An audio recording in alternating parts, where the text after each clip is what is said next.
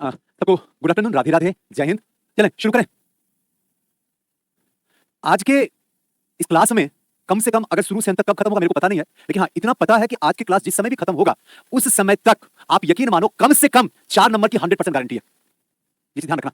बस आपसे गुजारिश यही है, जैसे हर हमेशा आपसे करता हूं, बेकार का मैसेज मत कीजिएगा, ताकि अगर कोई बच्चा मुझसे क्वेश्चन पूछे तो मैं क्लियरली यहां से जवाब दे सकूं एकदम कंफर्म होकर क्या क्या है। क्योंकि बेकार मैसेज होता है ना, तो क्या होता है ना कि जो बच्चा क्वेश्चन पूछता है ना बेचारा उसको ऊपर चला जाता है मैसेज, बेकार बकवास वाली मैसेज मुझे दिख जाती है ना। इसे आज संडे भी है, जो लोग जॉब कर रहे होंगे वो सारे के सारे घर में होंगे, परिवार उनका घर में होगा और एकदम इत्मीनान से अभी से लेकर 4 बजे तक धुआंधार पारी खेलते हैं कि नहीं? कोई दिक्कत नहीं, कोई समस्या नहीं, एकदम आराम से इत्मीनान से हिस्ट्री को प्यार करते हुए, मॉडर्न इंडिया को अच्छे से समझते हुए, सीखते हुए, ट्रिक के साथ लगाते हुए कंप्लीट करते हैं। चलिए शुरू करते हैं आज का कारवा। चलिए थोड़ा सा पीछे की क्लास को हल्का सा दोहरा देते हैं 1 मिनट के लिए। देखिए पीछे की क्लास को अगर देखा जाए तो वहां पे जो सबसे इंपॉर्टेंट है, ध्यान रखिएगा, जो सबसे इंपॉर्टेंट है एक बार फिर से, क्योंकि दिल कहता है वहां से क्वेश्चन पूछा जाएगा। अगर वहां की बात करूं, ध्यान से समझिएगा, तो वहां की अगर बात करूं तो कर्नाटक, कर्नाटक का युद्ध ये सबसे ज्यादा इंपॉर्टेंट है, ध्यान रखिएगा। ये जो है सबसे ज्यादा इंपॉर्टेंट है और हम आपको बता चुके हैं। इसको एकदम दिमाग में रखिएगा। पूरा यूरोपियन कंपनी में अगर क्वेश्चन पूछा जाएगा तो कर्नाटक के ही युद्ध से पूछा जाएगा।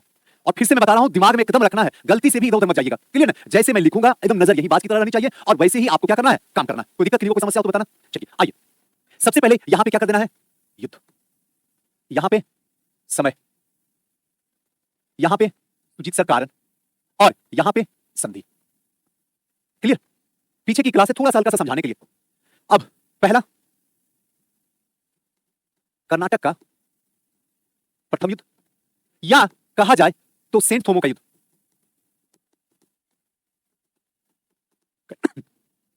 दूसरा कर्नाटक का द्वितीय युद्ध, जैसे लिख रहा हूं वैसे समझिएगा। इसको कहा जा सकता है अंबूर का युद्ध, अंबूर का युद्ध। तीसरा कर्नाटक का तृतीय युद्ध। बस अब इसका टाइमिंग का खेल है और टाइमिंग ले चलते हैं आपको। सबसे पहले 1746 से 48, 1749 से 54, डबल 5 ब्रेक, डबल 5 ब्रेक, और फिर 55 के बाद 1756 से 7 साल 63। चले अब कारण क्या था? अगर पहला कारण देखें, ऑस्ट्रिया का उत्तराधिकार के लिए। कोई दिक्कत? एक सेकंड बाबू।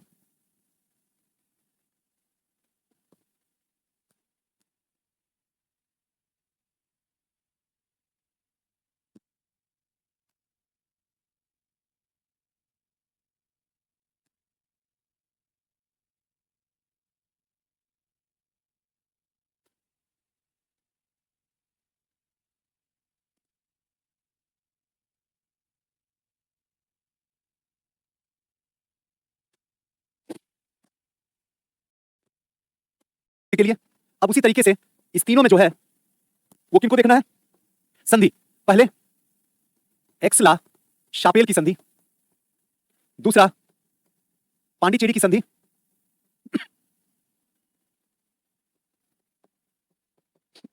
और तीसरा पेरिस की संधि।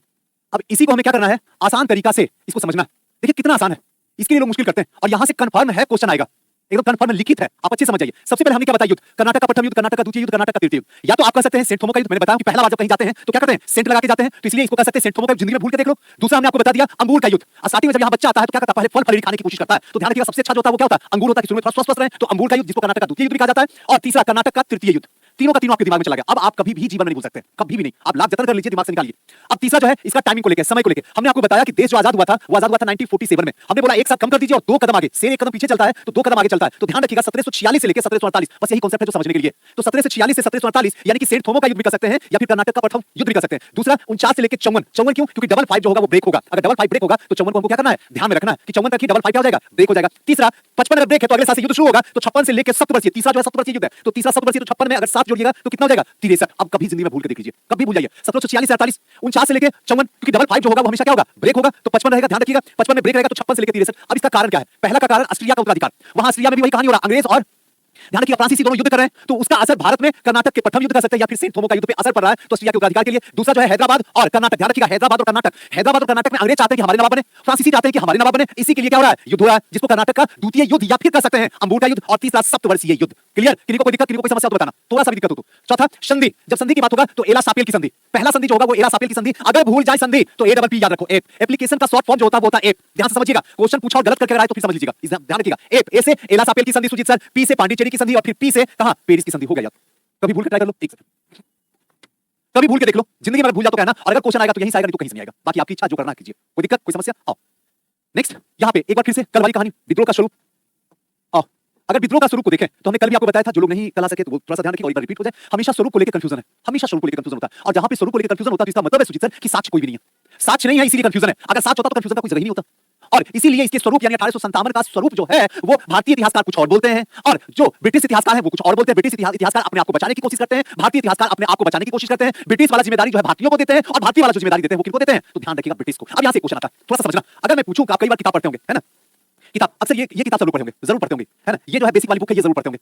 एनसीईआरटी वाला लेने का जरूरत नहीं है, अब टाइम नहीं है आपको ये पढ़ने का, क्योंकि सब कुछ बता देंगे आपको। अगर इस किताब को दोनों को उठाओगे या फिर अदर कोई किताब को उठाओगे तो लिखा रहता है 1857 का सिपाही विद्रोह भी, आप कई बार देखेंगे, और कई जगह लिखा था 1857 का सैनिक विद्रोह। बताओ दोनों में क्या, बताओ, कोई नहीं बताएगा, इधर उधर का मैसेज करेगा, लेकिन कोई बात नहीं कि कोई बता के देख ले मेरे को, कोई नहीं, बस सिंपल ये बोलेगा सर सैनिक है तो बॉर्डर पे रहता होगा, सिपाही है तो समाज में रहता होगा, सिंपल आंसर, काम खत्म करो, बात खत्म करो। हाँ करने जी, बड़ी अच्छी बुक है, वेरी गुड बाबू।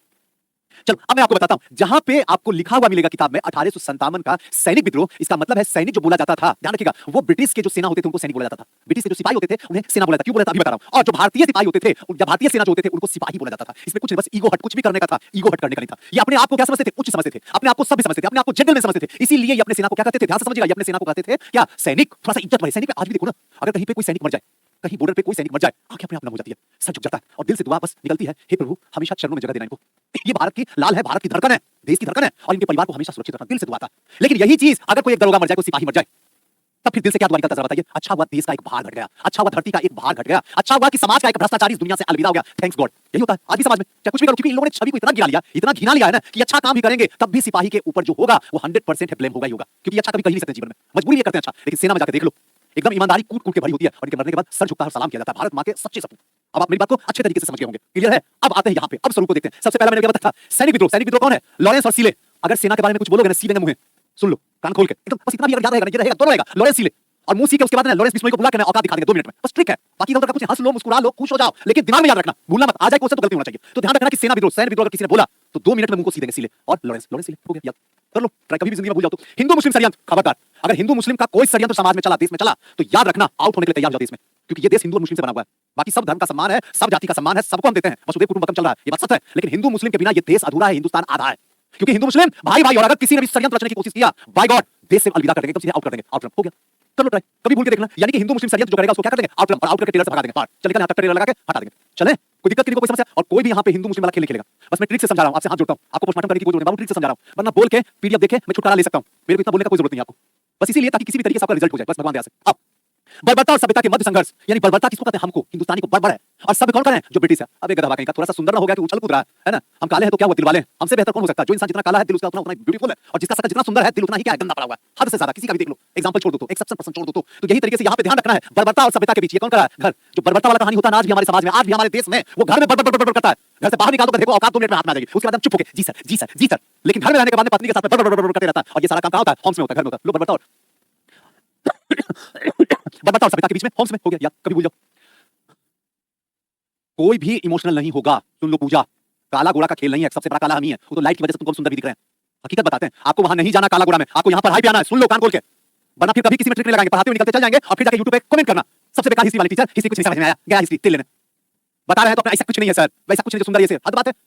हम समझा रहे हैं, इनका अलग कहानी ड्रामा चलता है, पागल आदमी, हम सिखाने में लगे हुए हैं और ये अपना ड्रामा करने लगी हुई है। और यहाँ पे तो बर्बरता और सभ्यता के बीच में कहां पे, घर में, घर में बर्बर कर सकते हो, बाहर नहीं औकात करने की, ये 3 कंप्लीट। चौथा, प्रथम स्वतंत्रता संग्राम, बताने वाली बात है, बीडी सावरकर, कभी भूल ही नहीं सकते, गुरुदेव है ना, बीडी सावरकर, याद रखना, प्रथम स्वतंत्रता। धर्म युद्ध कौन कहेगा, रिच, ध्यान रखिएगा, धर्म युद्ध कौन कहेगा, जो सुजीत सर रिच होगा, रिच रिच मतलब अमीर होगा, वही धर्म के लिए युद्ध कर सकता है, दूसरा किसी की औकात नहीं है करने की। हम सब क्या है, धर्म के लिए कुछ भी कर देंगे, कुछ भी करने का है, धर्म पे उंगली करने का नहीं है, ध्यान रखना, क्योंकि धर्म के लिए जी जान कौन लगाता है, जिसका हृदय रिच वाला होता है, मजबूत होता है, अमीर होता है, रिच, धर्म युद्ध रिच हो गया, याद हो गया, ट्राई कर लो। चले नेक्स्ट राष्ट्रीय विद्रोह है, और ये किसने कहा? बेंजामिन डिज़रायली कहा, और दूसरा अशोक मेहता। अशोक मेहता जो थे भारतीय थे, और बेंजामिन डिज़रायली जो था वो कहां का था? विदेशी था, ब्रिटिश का था। सोचो ये चीज जैसे ही बोला गया कि राष्ट्रीय विद्रोह है 1857 की क्रांति, इसका मतलब है कि 1857 की क्रांति जो थी किसी एक पार्टिकुलर जगह पे नहीं चला था, सिर्फ मराठा तक, सॉरी मराठा मेरठ तक नहीं रहा था, सिर्फ दिल्ली तक नहीं रहा था, सिर्फ उत्तर प्रदेश तक नहीं रहा था, सिर्फ बिहार तक नहीं रहा था, बल्कि संपूर्ण हिंदुस्तान में फैला था। ये बात सच है कि दक्षिण में छिटपुट कुछ तमिलनाडु तक ही रह सका, लेकिन मुख्य रूप से अगर देखा जाए तो मध्य भारत में हल्का सा फैला, बाकी कहीं उतना ज्यादा विशेष उत्तर भारत में फैला, बाकी जगह उससे कोई मतलब है, लेकिन जितना भी फैला पूरे हिंदुस्तान को घेर दिया। ये राष्ट्रीय विद्रोह कर रहे हैं, इसका मतलब है कौन बता रहा है? बेंजामिन डिज़रायली, जो ये क्या है? ऑलरेडी ब्रिटिश है, वहां ब्रिटिश क्या है, इससे समझौता करेंगे। अबे तू मेरे साइड है या भारतीयों के साइड में? अरे मैं किसी के साथ नहीं, मैं सत्य के साथ में हूं। मेरा नाम ये डिज़रायली है, बेंजामिन है, और मैं सत्य की बात करूंगा। और भारत की तरफ से एक इंसान है जो सत्य बात बता देता है। ना तो ये प्रथम था, ना तो ये राष्ट्रीय था, और ना ही ये स्वतंत्रता संग्राम में कोई और है। आसिम मजूमदार साहब बोल देते हैं, और जैसे ही ये बात बोलते हैं दिमाग एकदम हिल जाता है। भारतीयों जो भी भारतीय हो तो कहते हैं हाँ ये बात ऐसे कैसे बोले तुम? उसके बाद इन्हीं को देना था टारगेट में कि 1857 की क्रांति आपने इनसे छीन लिया गया। बोला नहीं आप नहीं कर सकते, तो हो गया पूरा का पूरा याद। जाओ सरूप खत्म, चले आगे बढ़े। कोई इशू किन्हीं को बाबू? देखो कुछ भी बात बोलते हैं ना, आपको बस ट्रिक पे पकड़ना। इतिहास है बाबू, हल्का सा मिसमैच करेगा ना लेके डूब जाएगा नहीं आप। हाँ इसलिए ये मत सोचो अगर सुंदर बोले काला बोले तो अपने ऊपर ले लो। अपने ऊपर नहीं लेना है, बल्कि पढ़ाई को अपने ऊपर लेना है। पढ़ाई पे आपको चढ़ना है, पढ़ाई को ऑब्जर्व करना है ना। यहाँ पे सुंदर काला से कुछ नहीं होने वाला है। रिजल्ट गया, जिंदगी गई, तेल लेने। सुन लो फिर अपना बोलते रहना खूब सुंदर है, और उसके बाद कल उठा के ले जाएगा। आओ नेक्स्ट चले। प्रथम स्वतंत्रता संग्राम के कारण क्या थे? आर्थिक कारण, सामाजिक और धार्मिक कारण, राजनीतिक कारण, प्रशासनिक कारण, सैन्य कारण और तत्कालिक कारण। ये सारे कारण की वजह से ही प्रथम स्वतंत्रता संग्राम। अब एक चीज रहा कि सुचित्र कई जगह किताब में लिखा था कि प्रथम स्वतंत्रता संग्राम, इसका मतलब क्या हुआ ये मेरे को समझाइए। मां हे मां, इसका सीधा सा मतलब है कि याद रखना हम सीधे आते 1764 में, संतामन छोड़ देते। संतामन जो था धोखे से था, पलासी का। लेकिन 1764 बक्सर का युद्ध ये तय कर दिया था कि अब भारतीयों के पैरों में जो बेड़ियां पड़ने वाली है, बेड़ियां तो समझ लो जो सिक्कर लगने वाला है, जो गुलामी की जंजीर लगने वाली है, वो जाके 1947 में खुलेगी, उससे पहले नहीं। लेकिन एक आहट पता चला 1857 में आके। एक बार ये युद्ध जिस तरीके से ये विद्रोह को फैला, उस तरीके से एक चीज समझ में आ गया आसानी से कि लगता है कि इस बार आजादी मिल जाएगी। और देखते देखते सिंधिया, होलकर, गायकवाड़ की सब के सब धोखा दे दिया।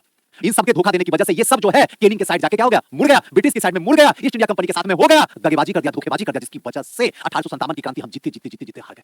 इसीलिए इसे कहा जाता है प्रथम स्वतंत्रता संग्राम। कोई दिक्कत किन्हीं को बाबू? कोई समस्या? आ जाओ अब देखते हैं आगे।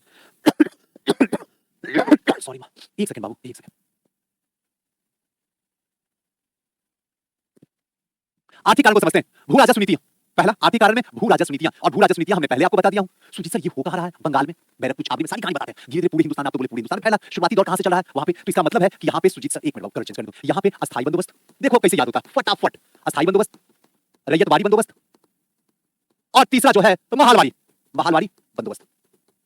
यहाँ 19% भूभाग पे, यहाँ 51% भूभाग पे, और यहाँ 30% भूभाग पे। अगर टोटल देखा जाए तो 100% भूभाग पे हिंदुस्तान के क्या लगा हुआ है? जब बताना यहाँ लगा हुआ है सुजीत सर भू राजस्व की नीतियां। और ये सब जो है अंग्रेजों की आर्थिक नीतियां इतनी कड़ा थी, इतनी भद्दी थी, इतनी दर्दनाक थी कि आगे चल के सारे आंदोलन से लेके सत्याग्रह से लेके विद्रोह से लेके सारा काम जो हुआ था इनकी आर्थिक नीतियों की वजह से हुआ था। और इन आर्थिक नीतियों में चाहे वो अस्थायी बंदोबस्त रहे, चाहे रैयतवाड़ी रहे, चाहे महलवाड़ी रहे, चाहे बंगाल वाला रहे, चाहे मद्रास वाला रहे, या फिर चाहे पंजाब वाला रहे, इन सब की वजह से हुआ था। कोई दिक्कत किन्हीं को? मां दूसरा विऔद्योगीकरण। जैसे जैसे विऔद्योगीकरण हुआ उसके बाद धीरे धीरे क्या हो गया? लोगों को कच्ची माल की आवश्यकता पड़ने लगी। कच्ची माल, जैसे जैसे इंग्लैंड में जो इंडस्ट्रियल रिवॉल्यूशन हुआ उसकी वजह से उनको कच्ची माल की जरूरत पड़ने लगी। उनको ये पता था कि ये पूर्ति जो है सिर्फ एक ही देश कर सकता पूरी दुनिया में, और वो है भारत। ये भी एक कारण बना 1813 का मुक्त व्यापार की नीति। 1813 ध्यान रखिएगा, 1813 पॉइंट को पकड़िएगा। 1813 में क्या बताइएगा? अगर थोड़ा सा डिटेल समझाना होगा तो कैसे समझाइएगा? 1813 का मतलब है चाय और चीनी छोड़ के सबका टैक्स फ्री, आराम से व्यापार वाणिज्य कर सकते हो, उसमें कुछ नहीं। लेकिन चाय और चीनी, ध्यान रखिएगा, क्लियर है? क्लियर रखिएगा, चीनी मतलब चीन हुआ, इनके साथ व्यापार वाणिज्य करने में जो है वो क्या होगा? टैक्स लगेगा। क्लियर है? चलिए नेक्स्ट, अकाल और भूमिहीन कृषक। अकाल पड़ा, कई बार अकाल पड़ा, और अकाल तो क्या है उस समय तो आम बात होती थी, है ना? चले उस समय क्या होती थी? एकदम आम बात होती थी, अकाल पड़ता ही पड़ता था, जिसकी वजह से किसान जो है भूखमरी के शिकार हो जाते थे। और ये भी क्या हुआ? एक आर्थिक कारण में से एक हुआ। आगे चल के भूमिहीन कृषक जिनके पास में मतलब जमीन का टुकड़ा नहीं होता था, वो भी क्या करते? धीरे धीरे स्थिति खराब होने लगी। और ये भी क्या हुआ? 1857 की क्रांति का एक बहुत बड़ा कारण हुआ। राजनीति में अगर देखें तो मुगलों का अपमान, मुगलों का अपमान का सीधा सा मतलब अगर देखा जाए तो 1857 की क्रांति होती है, उसके बाद मुगलों में ध्यान रखिएगा बहादुर शाह जफर कहिए या फिर बहादुर शाह द्वितीय कहिए, जो आपको कहने का दिल करे, दोनों मतलब इक्वल ही है। थैंक यू बाकी नोट्स के लिए हाँ कर लीजिए, उनको बोलिए नोट्स लीजिए। सॉरी चलिए, अब कोई दिक्कत नहीं, कोई समस्या नहीं। तो यहाँ पे मुगलों का अपमान हो रहा था और ये चीज भारतीय देख नहीं सकते थे। ध्यान रखिएगा, इनको उठा के कहां पे ले दिया गया? पहले तो इनको पद से बर्खास्त कर दिया गया, उसके बाद सैलरी देके इनको बस नाम मात्र के राजा पे छोड़ दिया गया, और फाइनली जो है इनको उठाया और उठा के कहां पे ले जाके शिफ्ट कर दिया? रंगून में, और वहीं पे इनकी मृत्यु हो गई। कोई दिक्कत? नेक्स्ट, डलहौजी ने इनाम आयोग की सिफारिश पर जागीरों को जब्त किया। एक इनाम आयोग, ध्यान रखिएगा, इनाम आयोग। इनाम आयोग का मतलब क्या सुजीत सर? उसमें भी डलहौजी के टाइम में अगर आप डलहौजी पढ़े हो तो अच्छे से समझना। इनाम आयोग का मतलब है ये आयोग चेक करेगा कि कौन टैक्स दे रहा है या कौन टैक्स नहीं दे रहा है। अगर नहीं दे रहा है तो ऐसी स्थिति में क्या करना है? इनकी जमीन जायदाद को क्या करना है? कब्जा कर लेना। ध्यान रखिएगा, इसी को कहा गया था इनाम आयोग। और एक तो आप जानते हो हड़प नीति तो कभी भूल ही नहीं सकते जीवन में। हड़प नीति तीन तरीके से, एक वो क्षेत्र जहां पे कंप्लीटली अंग्रेजों का शासन चलता था, वहां पे क्षेत्रों को हड़प लिया, पहला पॉइंट को समझना। दूसरा, वो क्षेत्र जहां पे क्या है उस समय का जो नवाब होता था, क्षेत्रीय नवाब होता था, और जहां पे अंग्रेज होते थे, उन दोनों के आपसी होता था। और तीसरी बात, उन लोगों के लिए जैसे फॉर एग्जांपल अगर देखा जाए तो झांसी की रानी लक्ष्मीबाई है ना, दत्तक पुत्र राजा कभी बन नहीं सकता, चाहे कुछ भी हो जाए। अपने गर्भ से जब तक बच्चा पैदा नहीं होगा तब तक वो राजा नहीं बन सकता है। और ऐसे कंडीशन में हम हड़प लेंगे। जो जमींदार हैं उन सबको किसान बना कर रख देंगे, जो किसान हैं उन सबको मजदूर बना कर रख देंगे, और जो मजदूर है उन सबको पलायन कर देंगे। यहां से क्लियर है? कोई दिक्कत? हाँ, जब बहादुर जफर एक शायर भी थे, कभी सुनाएंगे, बड़ी अच्छी है इनकी, है ना, बड़ी अच्छी शायरी की है, लाजवाब शायरी है इनका। ना मैं किसी की आंखों का नूर हूं, ना मैं किसी का दिल का करार हूं, और इसी करके कुछ था मैं वो बदनसीब हूँ जो आज के डेट में बुझता हुआ चिराग हूँ। खैर जो भी रहे, ऐसी कुछ है लाइनिंग। चलो आओ नेक्स्ट चलते हैं। विस्तारवादी नीतियां। इसने विस्तारवादी नीतियां 1857 में क्या चीज? सहायक संधि। इसको थोड़ा सा ध्यान रखिएगा। सहायक संधि जिस तरीके से किया गया, सहायक संधि की जब भी बात आएगी तो नाम किनका आएगा? वेलेस्ली का। क्लियर है? लेकिन सबसे पहले अगर पूछेगा कि सहायक संधि किसके साथ हुआ है तो याद रखना बाबू, डुप्ले। क्लियर है? ये कहां? अवध के नवाब। बाबू याद रखना, अवध के। कोई दिक्कत? सहायक संधि में क्या होता था? आज भी आपका सहायक संधि होता है, आपको बस पता नहीं चलता। आप जाके देखिए घर में सभी शादी विवाह का टाइमिंग चल रहा है, यहाँ क्या एक सहायक संधि के तहत शादी होता है। क्या बोलते हैं सुजीत सर? हाँ, सहायक संधि होता है। सबसे पहले लड़की वाले के घर जाते हैं, लड़का को देखते हैं, लड़का लंबा है, चौड़ा है, सुंदर है कि नहीं है, सब कुछ देखते हैं, लड़का के पास सरकारी नौकरी है कि नहीं है, और तब फाइनल होता है कि भाई यही लड़का जो है हमारा दामाद बनने लायक है। ले चलो उठा के बता देते हैं कैसे हम दामाद बनेंगे, सब समझ में तुमको आ जाएगा, है कि नहीं? तब वहां तय होता है। उसके बाद होता है भाई जी तिलक कितना लीजिएगा, हालांकि बोलना भी पाप है, अब क्या करें, मजबूरी समाज की रीति है। भाई तिलक जो है 30 लाख लेंगे, मन तो करता 30 लाख खींच दे उसी समय, जिस समय मांगता मुंह खोल के, खैर छोड़ो, रहने दो, नहीं मारते, रहने दो, क्या करो, भीख मंगा आदमी, भीख मांगने वाले को दान देने से बढ़ता ये घटता नहीं है, रहने दो। उसके बाद यहाँ भी चैन से नहीं रहता। उसके बाद होता है एसी जो दीजिएगा ना लाइट कर दीजिएगा, फ्रिज एलजी का, और उसमें 150 लीटर का। अरे घर है तुम्हारे पास, कहाँ तो रखेगा इसको? 4 व्हीलर चाहिए, पेट्रोल का पैसा तुमसे जुटता है, घर में स्प्लेंडर लगा हुआ है, वो साल में एक बार चलता है, यहाँ 4 व्हीलर मांगता है, कहीं का बड़ा अजीब सा लगता है। हम लोग जाते हैं ना, बड़ा सुन के आश्चर्य लगता है, घर में ट्रैक्टर लगा हुआ है, उसका टायर चेंज अभी तक नहीं से हो पा रहा।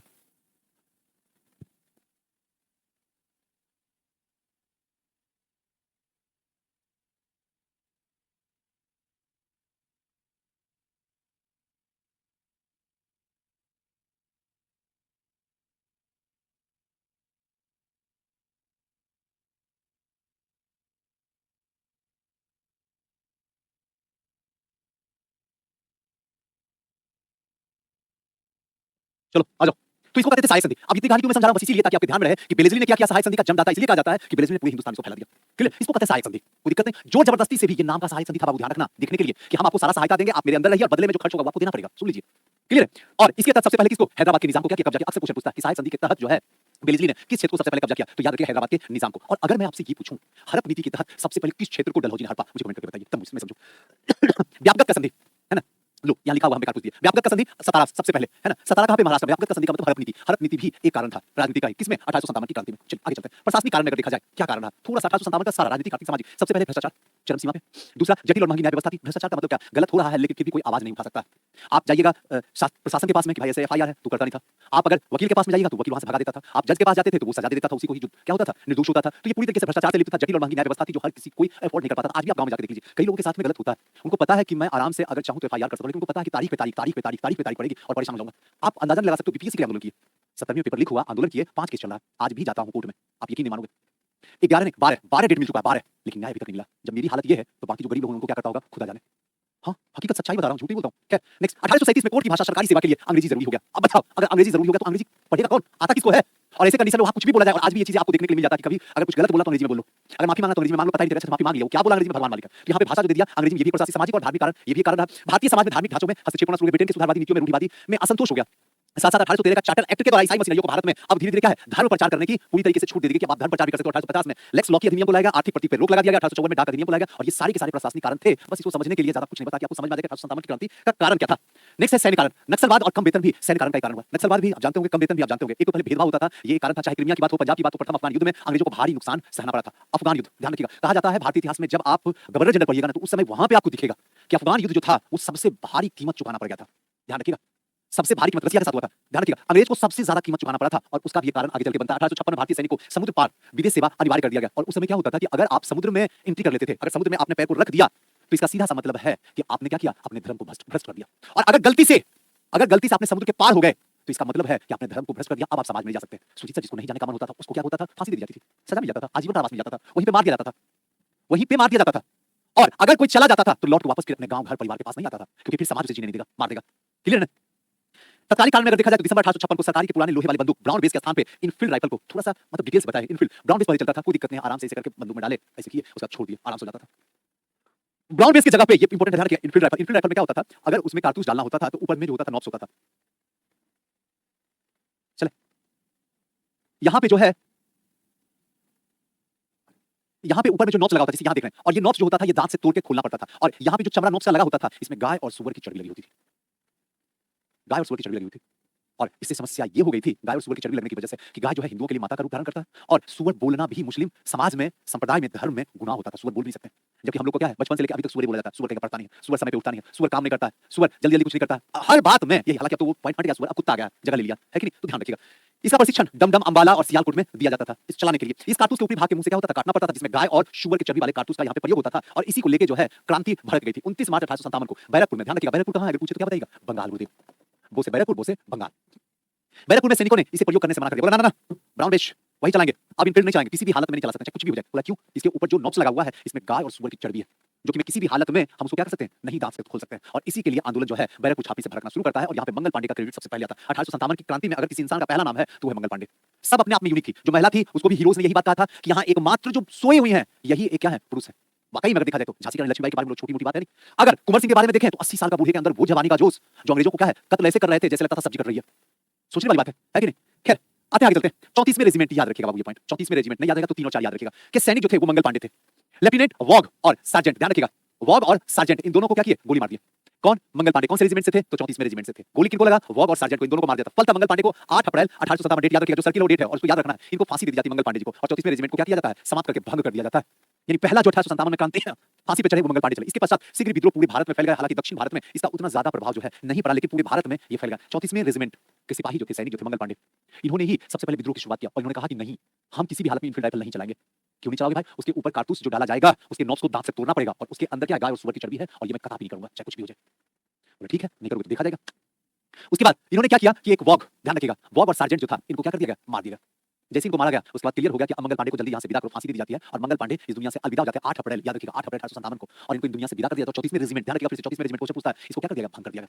कहा जाता है 1857 की क्रांति जो है 1857 की क्रांति जो है संपूर्ण भारत में फैला, इसलिए राष्ट्रीय विद्रोह भी कहा जाता है, लेकिन दक्षिण में उतना नहीं फैला जितना फैलना चाहिए था, जितना उत्तर में फैला। नए इनफील्ड राइफल, जैसा समझिए 1857 की क्रांति के प्रारंभ में 10 मई 1857 को मेरठ में होता है। टाइमिंग 10 मई, याद रखिएगा।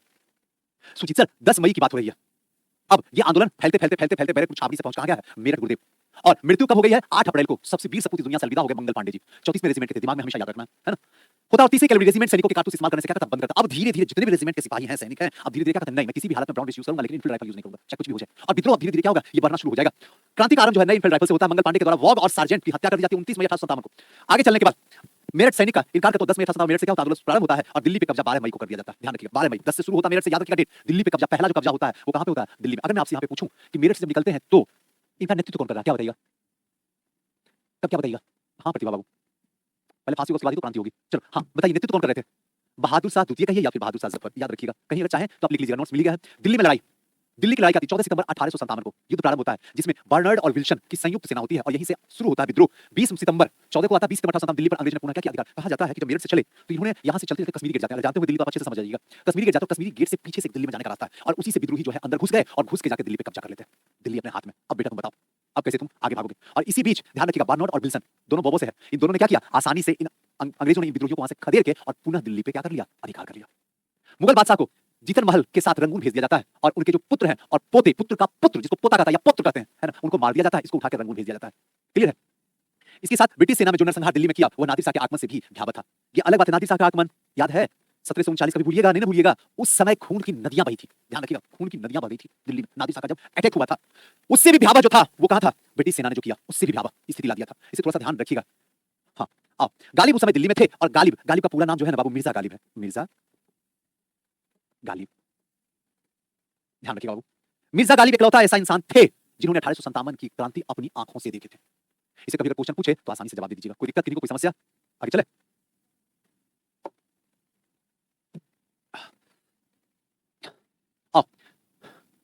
अब विद्रोह का केंद्र, अब इसमें क्या क्या याद हमें रखने का है सुजीत सर जरूरत, इसमें तो बहुत सारा चीज है, हर चीज तो हम याद रख नहीं सकते हैं क्योंकि आपको पूरा का पूरा फॉर्मेटिंग में देकर हम लोग को दे दिया। अब जो मैं बता रहा हूं याद कोशिश कीजिए 2-3 बार अपने आप लिखने का, अपने आप याद हो जाएगा आराम से। अब देखो यहाँ पे पहले मैं ये बताता हूँ कि कौन कौन आपको याद रखना है और फिर बताऊंगा कैसे याद रखना। पहला तो एकदम याद रखना है कानपुर, तो कभी भूलिएगा नहीं, अभी हम सिखाई देते हैं आपको। उसके बाद झांसी तो भूलिएगा नहीं, उसके बाद फैजाबाद मत भूलिएगा, बिहार तो बताना क्या है, बिहार तो जिंदगी में भूलिएगा भी नहीं, इलाहाबाद मत भूलिएगा, और बस इतना डिजर्विंग है कि आप इतना नहीं भूलिएगा। आइए अब आपको मैं सिखाता हूँ। सबसे पहले आते हैं आंदोलन, कहां हो रहा, लखनऊ में हो रहा। डेट से कोई सुनिए, ध्यान रखिएगा, कितना डेट याद रखिएगा। लखनऊ में इसका केंद्र है, इसका नेतृत्व कौन कर रहे हैं, तो बेगम हजरत महल, ये तो कभी भूल ही नहीं सकते आप, आपको याद भी होगा। इसका दमन कौन कर रहा है, कैंपबेल, ये दमन वाला थोड़ा सा बाबू याद रखिएगा। क्लियर है ना, इसको ध्यान रखिएगा। कैंपबेल और अल्पायु पुत्र, ध्यान रखिएगा, बिरनीस कादर था इसके, किनके? बेगम हजरत महल को। उससे आपको कोई मतलब नहीं है, बस याद रखना सेंटर, इसका नेतृत्व कौन कर रहा है और दमन कौन कर रहा है, समाप्त कौन कर रहा है। अब अगर भूल जाइएगा तो ऐसे याद रखिए, जो कभी नहीं भूलिएगा, मैं आपको सिखाता हूं, आज के बाद जिंदगी में भूल जाएगा तो कहिएगा। जैसे लखनऊ है, लखनऊ में कौन, ये तो जानते ही होंगे, बेगम हजरत महल। और ध्यान रखना, बेगम हजरत महल को अगर घेरना होगा ना तो कैंप लगाना होगा। लड़कियों को इसे आप घेर नहीं सकते बिना कैंप लगाए हुए, कभी नहीं। औरतें कभी बिना कैंप के बेगम नहीं सकती है। क्या बात करते हो सुजी साहब? अरे सही बात बोलता हूं। जब राम लक्ष्मण जंगल जा रहे थे तो लक्ष्मण रेखा घेर दिया गया था मां सीता के पास में, ताकि ना आप इससे बाहर निकल सको, ना किसी की औकात हो इसके अंदर आने की। घेरा, इसलिए उसने क्या किया, कैंप लगा दिया चारों तरफ से। तो याद रह जाएगा, अब कभी ना जिंदगी में भूलूं, बेगम हजरत महल। बेगम को घेर कर रखो, कोई भी लेकर भाग जाएगा। ध्यान रहेगा। अब आप फिर हंसिए नहीं, पहले आप सीख लीजिए, फिर खूब हंसिएगा, दिल खोल के हंस लीजिएगा, तो याद रह जाएगा। और कई बार क्वेश्चन पूछा, जाओ घटना चक्र बना के देखो, 2 मिनट में कभी भूलोगे नहीं। लोग रट रट के पागल हो गए इतिहास को, हर बार कहता हूं इसको करो इतिहास से। याद हो गया? अब कभी कोई दिक्कत, लखनऊ, बेगम हजरत महल है कौन भाई, कैंप लगा दो, बिना कैंप के रहेगी कैंप, काम खत्म। दूसरा कानपुर, ध्यान रखिएगा, कानपुर में कौन है? बाजीराव द्वितीय के दत्तक पुत्र नाना साहब। कानपुर में नाना साहब नेतृत्व कर रहे हैं, नेतृत्व वाला बात है। और यहां पे किसने समाप्त किया? तो ध्यान रखिएगा, हेवलॉक, नील और निल्सन और कैंपबेल की संयुक्त रूप से, और व्हीलर की संयुक्त सेना। अब यहां भी एक चीज ध्यान रखिएगा बाबू, हमेशा कि जो कैंपबेल यहां है लखनऊ में, वही कहां पे है? कानपुर में भी है। ध्यान रखिएगा, कानपुर में भी वही कैंपबेल है। कौन से कानपुर, कौन से कैंपबेल, याद रखिएगा, कभी भूलिएगा। ये ट्रिक है बस समझने के लिए, कोई दिक्कत? आइए नेक्स्ट, तीसरा झांसी की रानी, यानी कि झांसी, झांसी में नेतृत्व कौन कर रहा है? झांसी की रानी लक्ष्मीबाई। इसको दमन कौन कर रहा है? अस्मित और हीरोज। ये हीरोज ही कहा था जब झांसी की रानी मरी हुई थी, और ये तो कोटेशन बच्चा बच्चा जानता है, जब लाश उसकी गिरी हुई थी जमीन पे, तो यही हीरोज ने कहा था, विद्रोहियों में एकमात्र मर्द अब यहाँ सोई हुई है, बाकी लोग क्या थे भाई? अगर वो मर्द थी तो भाई मजाक के लिए। इसका मतलब है कि जितना पावरफुल झांसी की रानी लक्ष्मीबाई थी, उतना एक मर्द में भी ताकत नहीं था। और ये बात सच है, मानो या ना मानो, जितनी ताकत महिलाओं में होती है ना, उतना हमें तो जिंदगी में कभी नहीं हो सकता। बस इसकी ताकत को समाज दबा देता है, परिवार दबा देता है, माँ बाप दबा के रख देते हैं, और जब वहां से निकलती है तो पति दबा देता है, फिर सास ससुर दबा देते हैं, जब वहां से निकलती है तो इसके अपने बच्चे बहू इनको दबा देता है। जिंदगी भर दब के इसकी एनर्जी उसी दबी में रह जाती है। पावर बहुत है, हद से ज्यादा। ये वो कर सकती है जो तुम सपनों में भी नहीं सोच सकते हो। इसका जीता जागता उदाहरण झांसी की रानी लक्ष्मीबाई है। और ऐसी एक नहीं कि यही झांसी की रानी है, हर महिला हिंदुस्तान में झांसी की रानी है। उसको उससे कम मत सोचो, बस एक बार उसे ये बताने की जरूरत है तुम झांसी की रानी हो, उसके बाद उसकी ताकत को देखो, अच्छे अच्छे का धड़कन हिला कर देगी। नेक्स्ट है असम। असम में एक चीज ध्यान रखना, थोड़ा सा नाम बस याद रखना, है ना, कदमकेश्वर सिंह और मनीराम दत्ता। ये एक बार क्वेश्चन पूछा हुआ है, इसलिए ध्यान रखना कि असम जो है मनीराम दत्ता का है, जैसे याद रखोगे बाबू रख लेना। फैजाबाद, इसको भला कौन भूलेगा जिंदगी में ना भूलू। अरे लो, फैजाबाद, फैजाबाद, मौलवी अहमदुल्ला साहब, कभी भूल ही नहीं सकते। ये वही है जिसको अंग्रेज ने कहा था जिंदा या मुर्दा 50,000 इनाम, चाहे जैसे ला सकते हो, जिंदा या मुर्दा जैसे भी ला सकते हो। अगर मैं पूछूं झांसी की रानी खूब लड़ी मैदान कौन? प्रतिभा। खूब लड़ी मैदान वो तो झांसी वाली रानी थी। ये जो लिखी हुई कविता, ये किनकी लिखी हुई बताओ? प्रतिभा, सुभद्रा कुमारी चौहान, याद रखना बाबू। चलो अब यहाँ पे आते हैं फैजाबाद, मौलवी अहमदुल्ला। ये कौन? General Ronald. ध्यान रखिएगा, रॉड लेके ढूंढ रहा था भाई, किसी भी तरीके से अहमदुल्ला मिले, रॉड रोनाल्ड, ध्यान रखिएगा, क्लियर है? जैसे हो पैर से रोनाल्डो, जैसे भी याद कर सकते हो, कर लो फैजाबाद। इनको कभी नहीं तुम भूल सकते, मौलवी अहमदुल्ला। इन्होंने ही सबसे पहले नारा दिया था, किसका? जिहाद का, याद करो। अब जिहाद का नारा, जब यहाँ बात कर, जिहाद का मतलब होता है धर्म युद्ध, धर्म के लिए युद्ध करना, और इनके ऊपर 50,000 का इनाम था। अब मुझे तुम ये बता दो एक लाइन में आंसर कि जिहाद का नारा किसने दिया था सबसे पहले 1857 की क्रांति में? तो याद रखना मौलवी अहमदुल्ला। तो मुझे ये तुम बता दो कि जिहाद का नारा, फिर से जिहाद का नारा बाबर ने किस युद्ध में दिया? जाओ बताओ कमेंट में जाकर। इधर उधर का उल्टा सीधा मैसेज खूब करता तुम लोग, अब बताओ तब मैं जानूं। अब बताए हुए ध्यान रखना, मूल रूप से अल्का तमिलनाडु में थे। सारे लोग काफी अंग्रेजों के विरुद्ध खड़े हो जाओ और उन्हें भारत से खदेड़ दो। अंग्रेजों ने 50,000 इनाम रखा था, और अंग्रेज साहब दृढ़ संकल्प वाले व्यक्ति और सर्वोत्तम सैनिकों में से एक था, कोई और नहीं बल्कि मौलवी अहमदुल्ला। और यहीं पे इन्होंने एक नारा दिया था, किसका? जिहाद। जिहाद, जिहाद का मतलब धर्म युद्ध बाबू, जिहादी नहीं, धर्म युद्ध। ये पगला वाला कुछ मुस्लिम है ना, गधा कहीं का, जो जिहादी के नाम पे क्या है, मतलब उस निहत्थे को मार देता और बोलता अल्लाह से मुलाकात होगी, अल्लाह तो छोड़ दे, नरक में जगह ना मिले, अल्लाह ऐसे ही कुकर्मी को थोड़ी बुलाता है, तो मार दोगे अल्लाह पा जाओगे, गधा कहीं का। अब नेक्स्ट क्या है? बिहार। बिहार में कौन? बाबू कुंवर सिंह। और इनको कौन? टेलर और टक्कर, याद रखना। टेलर, टेलर जानते हो, टक्कर के पीछे जो लगता है टेलर जो खींचता है, तो याद रखना टेलर और आयर। टेलर जो है, आयर जो है, याद रखना आयर जो है वो टेलर लेके आया, किस लिए? ताकि कुंवर सिंह को ले जाए। आयर आया, टेलर लेके कुंवर सिंह को ले गया, हो गया काम खत्म करो। चले आ जाओ, इलाहाबाद, लियाकत अली, मौलवी लियाकत अली। आओ इलाहाबाद में किसने समाप्त किया था? तो जनरल रोनाल्ड। ध्यान रखिएगा, यानी लियाकत अली, दोनों मुस्लिम हैं, ध्यान रखिएगा। मौलवी अहमदुल्ला, यहां भी रोनाल्डो, और इलाहाबाद के लियाकत अली, वहां भी रोनाल्डो। इतना कर लो, आराम से रिजल्ट होगा। जाओ, जिसको जो रोकना रोक के देखिए, इतिहास में कैसे करो, अल्लाह निकालो क्वेश्चन आयोग कहां से ढूंढ के लाता है। और आप तो जानते ही हैं, तुम बीपीएससी हो, क्वेश्चन पेस्ट कॉपी पेस्ट तो करोगे करोगे कहीं ना कहीं, किसी न किसी जगह से, चाहे यूपीपीएससी से कॉपी कर लो, एमपीपीएससी से कर लो, राजस्थान पीएससी से कर लो, वही तो तुम्हारा है ही। तो सच्ची बात बताओ, दिल की बात बताओ, इसका हरकत कभी भूलने वाला, जाने वाला नहीं, जिंदगी में जाने वाला। इसलिए बिहार देखते हो क्या हालत में रहता है, इन्हीं लोगों की वजह से। लंबा चौड़ा प्रवचन देने आएगा। आओ चलो छोड़ते हैं, आओ यहाँ पे। तो इसीलिए प्रीवियस ईयर क्वेश्चन खूब सारा बना, हाँ पता ही कॉपी करेगा, इसका औकात ही उतना है कॉपी करने का। इसलिए खूब सारा पता चला कि भाई सुनामी सर बोले हैं ऐसा ऐसा, तुमको देख लेना, कॉपी पेस्ट करोगे तो पहले बता देंगे हमने बोला वही किया, तो उसका बदल दे, है कि नहीं? राम आजा बाबू। इलाहाबाद कभी मत भूलना, लियाकत अली। गोरखपुर गजाधर सिंह। मथुरा देवी सिंह।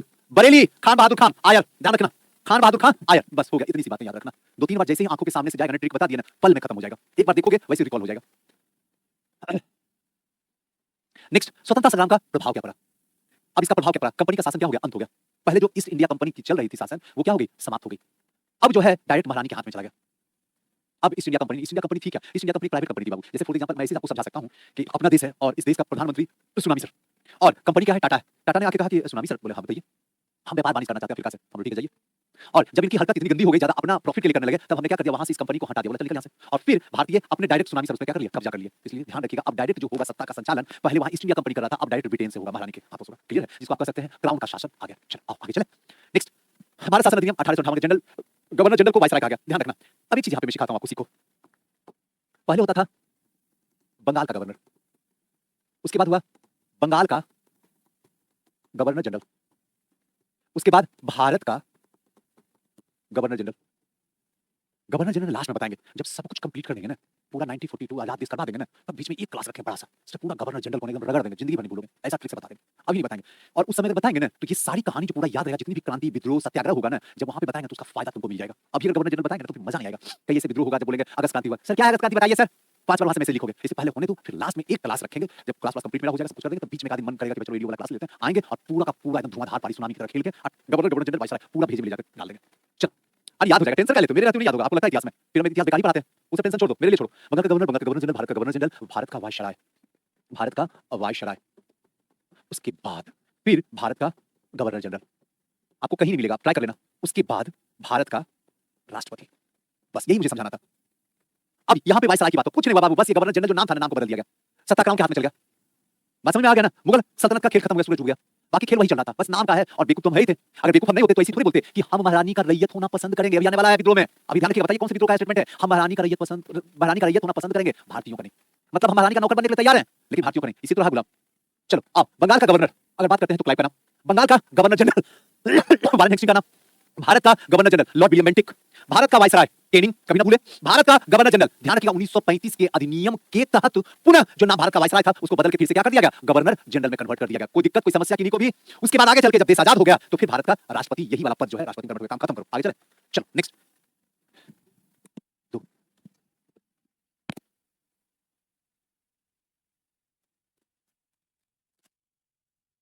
बाबू, आवाज आ रही है?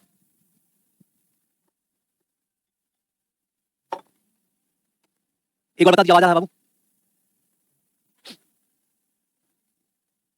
ब्रिगेडियर यहाँ कोई जरूरत नहीं, सेना नहीं हो रहा, यहाँ कोई ब्रिगेडियर होगा। आइए, इनका अलग क्वेश्चन था भाई, दुनिया कहीं और चल रहा है, कौन? हाँ बात सुनिए, super super, really God bless you Pavana Biro, बहुत सुंदर बाबू, सुपर। चलो अब यही चीज तो मुझे चाहिए, जहां से पूछे फटाक से बोल दें, है ना? आ जाओ। सामाजिक हस्तक्षेप की नीतियां भी, समाजवादी नीतियों को त्याग किया गया, रियासतों में स्वायत्ता हो गई, महारानी विक्टोरिया केसरी हिंद की उपाधि ले लिया था 1976 में, और फिर 1 नवंबर 1858 को लॉर्ड केनिंग जो है इलाहाबाद में क्या कर लिया, फिर से पद पे चढ़ गया। इससे पहले वो ऑलरेडी क्या था, भारत का गवर्नर जनरल था, और वही आगे चल के भारत का वाइसराय भी बन गया। क्लियर? कोई दिक्कत? इंडिया बैटिंग, अरे राहुल जी कौन सी दुनिया में है? आपको पता नहीं सामने कौन पढ़ रहा है? लादे सुनामी आपकी लाइफ में, इंडिया बैटिंग का बात कर रहे हैं, अपने जीरो पे आउट होना बैटिंग याद आता है आपको? बस अच्छे इंसान नहीं है, बस बेटी बियाह में मर्गी का गीत सुना रहे हैं। आइए यहाँ पे चलिए, अन्य कारण में सरकारी नौकरियों में प्रतियोगिता परीक्षा आ गई। अब जब भी सरकारी नौकरी होगी तो उसमें क्या कॉम्पिटिटिव एग्जाम देना होगा बाबू, ध्यान रखिएगा, है ना? कोई दिक्कत, कोई समस्या, इसको ध्यान रखना, ठीक है ना? हे राम, एक सेकंड या होलकर गायकवाड़ गठन किया गया था, पील कमीशन का गठन किया गया था, इसको हमेशा इसके भेजे के अंदर रखना। कोई दिक्कत, कोई समस्या? पक्का आओ बाबू, क्योंकि जो चीज गलती होगी उसमें सुधार करना होगा। मान लीजिए कि किसी स्टूडेंट का हिस्ट्री ठीक नहीं है, तो वो हिस्ट्री ध्यान से सुनेगा, हर बात को पकड़ेगा मेरी, बात समझ में आ रहा है ना? अब किसी का ज्योग्राफी सही नहीं है, ज्योग्राफी पे ज्यादा उसको ध्यान देना होगा भाई, वही उसी की वजह से रिजल्ट, जिस सब्जेक्ट की वजह से रिजल्ट अगर आपका होगा उस पे क्या होगा, पकड़ आपकी बात की तरह होगी, तभी ना आप निकाल पाइएगा, है ना बाबू? तो यहाँ पे इसको ध्यान रखना कि सैनिक विद्रोह था और इसकी वजह से क्या हो रहा था, हमारे हाथ से भारत चला जाता, कितनी मुश्किल से बचा। थैंक्स सिंधिया, होलकर, गायकवाड़, इन लोगों की वजह से बच गया, वरना तेल लेने चले जाते हम, है ना? और ये स्टेटमेंट सुजीत सर का नहीं है, ये स्टेटमेंट केनिंग का था। अगली ही रात बोलिए बिस्तर निकाल के निकल जाते। आ जाओ बाबू, रेल संचार आदि का विस्तार किया गया। अब यहाँ के बाद धीरे धीरे क्या हुआ, रेल संचार का भी। हम जानते हैं कि रेलवे का जो विस्तार हुआ वो किसके टाइम में, डलहौजी के टाइम में हुआ, ये बात सही है, लेकिन भारतीय खुश थे, रेलगाड़ी है ना, धुआं ठगी रेलगाड़ी, कितना बचपन में याद है, हम लोग सोचते थे रेलगाड़ी देखते तो दिल खुश हो जाता था, पता नहीं आप लोग तो है कि नहीं? हम लोग को याद है, हकीकत बताते हैं, हम पहली बार रेल पे जो चढ़े थे वो 9th क्लास में चढ़े थे। हाँ, पहली बार फुल पैंट हम पहने थे, जब 10th का एग्जाम हम पास किए थे तो वो भी चाचा जी का फुल पैंट पहने थे, वो कटवा दिए थे, पुराना हो गया था तब मिला था। सही बताते, बहुत स्थिति खराब थी भाई उस समय, मेरी ही नहीं जनरली लोगों की स्थिति खराब होती थी। आज तो क्या बच्चा पैदा ही होता जींस पहन के, है कि नहीं? आओ चलो, रेल संचार का विस्तार हुआ, मुख्य नेताओं का क्या हुआ, है ना? जो मुख्य नेताओं थे, नेता थे, उन सबको कई लोग इस दुनिया से पधार गए, चले गए, कई लोग को उठा के फांसी दे दिया गया, है कि नहीं? और कुछ लोग अंग्रेजों के साथ मिले, जो सिंधिया होलकर की बात करते, वो भी तो थे। बहादुर शाह जफर द्वितीय को क्या किया गया, उठा के रंगून भेज दिया गया, जाओ रंगून वहीं पे रहना तुम, है कि नहीं? चलो, बेगम हजरत महल नेपाल भाग गई, है ना? जो नेता जो बच गई थी इधर उधर क्या हो गई, भाग गई। आओ देखो ना, रोज दिन लगता है 2-3 दिन तक सुन रहे हैं, खाली बेटी बियाह का गीत होता है, एकदम आवाज आता है, पता नहीं आप लोग को आवाज आता है कि नहीं आता, दिमाग उधर ही भाग जाता है कि नहीं? समझ में नहीं आता कि गीत में क्या गा रही है, भगवान ही मालिक है, लेकिन हाँ, सुनने में अच्छा लगता है। बेगम हजरत महल कहाँ भाग गई? नेपाल भाग गई। नेपाल की तराई में एंट्री मारी, बोली भागो, अंग्रेज बात छोड़ेगा नहीं। नाना साहब भी क्या हो गए? बोले हम भी जा रहे हैं। कूदे थे किस लिए? पेंशन रुका था, टेंशन हुआ, कूद गए आंदोलन में। और जब हारने लगे तो नाना साहब भी क्या बोले? हम जा रहे हैं, बाय बाय, भाग तो भागो। लक्ष्मीबाई युद्ध में मारी गई, तात्या टोपे को उठा के फांसी दे दिया गया। जो बचे वो सब के सब इस दुनिया से अलविदा हुए। कैसे कैसे? उनकी बातें प्रथम स्वतंत्रता संग्राम विफलता के कारण, यानी असफल हो गया। इसके पीछे का कारण क्या था? सबसे पहला कारण था संगठन का अभाव। संगठन को सही से नहीं किया गया। अगर संगठन सही से होता तो आसानी से 1857 की क्रांति सुजीत सर हम जीत जाते। क्लियर है? आसानी से क्या करते? जीत जाते। देसी राज्यों और सामंतों को राजभक्त बने रहना है। राजभक्त का मतलब समझो जी, यहाँ क्या करा? देसी राज्यों और सामंतों को राजभक्त बने रहना है। उनको क्या है? अपना राजा बने रहना है। चाहे गुलाम रहे देश, मेरे को कोई मतलब नहीं है, कोई मतलब नहीं है। आयोग चाहे जैसे भी एग्जाम ले ले, पेपर लीक हो जाए, कट ऑफ जितना भी आगे कर दे, कभी नेगेटिव करवा दे, ये कर दे, वो कर दे, क्वेश्चन गलत दे दे, फिर गलत आंसर दे, उसके बाद पैसा मांग ले, मेरे को कोई मतलब नहीं है। मेरे को बस ये मतलब होना चाहिए कि हम सुनामी गुरु हैं और हम क्या हैं? सबसे बड़े स्टार टीचर हैं। बस इतना से मतलब है, बाकी तेल लेने जाए। आज के तो सही हो रहा। तो यही चीज को जोड़ के अगर हम देखने की कोशिश करें तो यहाँ पे देसी राज्यों पे भाई हमारा जो है पद प्रतिष्ठा बना रहना चाहिए। हम जिस क्षेत्र में उस क्षेत्र में राजा बने रहना चाहिए। और हम अंग्रेज के साथ में क्या है? Welcome Britishers, welcome, nice to meet you करते रहे, नाइस टू मीट यू। अंत में तुमको भी मत छोड़ेगा नहीं, है ना? चले, ग्वालियर, इंदौर, हैदराबाद, जोधपुर, भोपाल, पटियाला, जिंद, कश्मीर आदि इन सब जगह पे वही स्थिति बनी हुई थी। निश्चित उद्देश्य का क्या था? अभाव था। किसी को ये नहीं पता था। मैं हमेशा जब भी पढ़ाता हूं 1857 की क्रांति यही बात बोलता हूं कि जीतने के बाद क्या होगा। और यहाँ जो बात बोलने वाला हूं एकदम परफेक्ट आपके दिल पे लगने वाली बात, दिमाग पे एकदम दिल पे लगेगी। मेरा बस यही क्वेश्चन था कि 1857 की क्रांति हो रही थी तो जीतने के बाद क्या होगा? क्या किसी के पास कोई उद्देश्य था कि जीतेंगे तो क्या होगा, हारेंगे तो क्या होगा? कुछ नहीं। बस सब जो जहां है, जिस क्षेत्र में है, नेतृत्व करके युद्ध कर रहा है। कोई मारा जा रहा है, कोई हार रहा है, कोई भाग गया, किसी को फांसी मिल गया, लेकिन किसी को ये पता नहीं था कि क्या होना था। किसी को नहीं पता। वही चीज आपसे मैं पूछूं एक क्वेश्चन, 1857 की क्रांति, इसका उद्देश्य क्या था? आज तक क्लियर नहीं हो पाया जो 1857 की क्रांति में लड़े, इसलिए क्योंकि संगठन का अभाव था। वही स्थिति आज मैं आपसे पूछता हूं कि अगर एईडीओ का एग्जाम रुक गया, रिजल्ट नहीं हुआ, तो जिंदगी कहां जाके खड़ा होगी? क्या आपने कभी सोचा? नहीं सोची। उसके बाद जिंदा हो। कभी आप सोचे कि रिजल्ट नहीं होगा तो क्या होगा आपके साथ? ये अंतिम अटेम्प्ट हो रहा है, उम्र भी खत्म हो रही, बहुत दिन तक आप पढ़ भी लिए, अब हिम्मत भी नहीं है कि आगे किताब खोला जा सके। अब आप क्या कीजिएगा? है कोई उद्देश्य? आगे क्या होगा? पास कर जाइएगा तो पता है कि अधिकारी बन जाइएगा, लेकिन अगर फेल कर जाइएगा तो क्या होगा? कैसे भोजन चलेगा? दो वक्त का भोजन कैसे खुद को और अपने मां बाप को खिलाइएगा? इसके बारे में कभी सोचे? नहीं सोचे। कोई उद्देश्य नहीं है। तो अगर उद्देश्य क्लियर नहीं है तो फिर रिजल्ट भी क्लियर नहीं है। सिंपल सा मतलब है। फिर वही स्थिति होगा जो 1857 की क्रांति में हुआ। मेरी बात समझ में आ रहा है ना? दिल पे लेने का नहीं है, ये अपने आप से एक बार पूछने का है। चले आगे बढ़े। वही स्थिति किसका था? 1857 का। किसी को पता नहीं था कि जीतना है, हारना है। अगर जीत गए तो क्या होगा? कुछ भी क्लियर नहीं था। बस जो जहां है बस चलो लड़ लेते हैं। अगर नहीं जीत पाओगे तो क्या होगा? फिर क्या होगा? पूरे देश में क्या स्थिति होने वाली है? उसी तरीके से जब आपका एईडीओ का एग्जाम नहीं होगा तो पूरे घर में मातम छा जाएगा। आपको पता ही नहीं है। मां बाप कितनी उम्मीद लगाए हुए आपसे, आपको अंदाजा भी नहीं है। पूछ लेना जाके। सुनामी सर बोले सही बात है पापा? बोलेंगे हाँ बाबू। केनी का कथन क्या था? यदि सिंधिया भी विद्रोह में सम्मिलित हो गए होते तो मुझे कल का ही बिस्तर गोल करके यहां से भागना होगा। और तूफान के आगे बांध की तरह काम किया था। तूफान के आगे बांध की तरह काम किया था कौन? सिंधिया। अगर सिंधिया नहीं होता तो शायद हिंदुस्तान जो है 1857 में आजाद हो जाता। कोई दिक्कत? किसी को कोई समस्या? आगे बढ़े। चलो बाबू। कुशल नेतृत्व का क्या था? अभाव था। आओ, नेतृत्व का अगर अभाव होगा तो स्थिति खराब होना लाजमी है, होना ही है। क्लियर?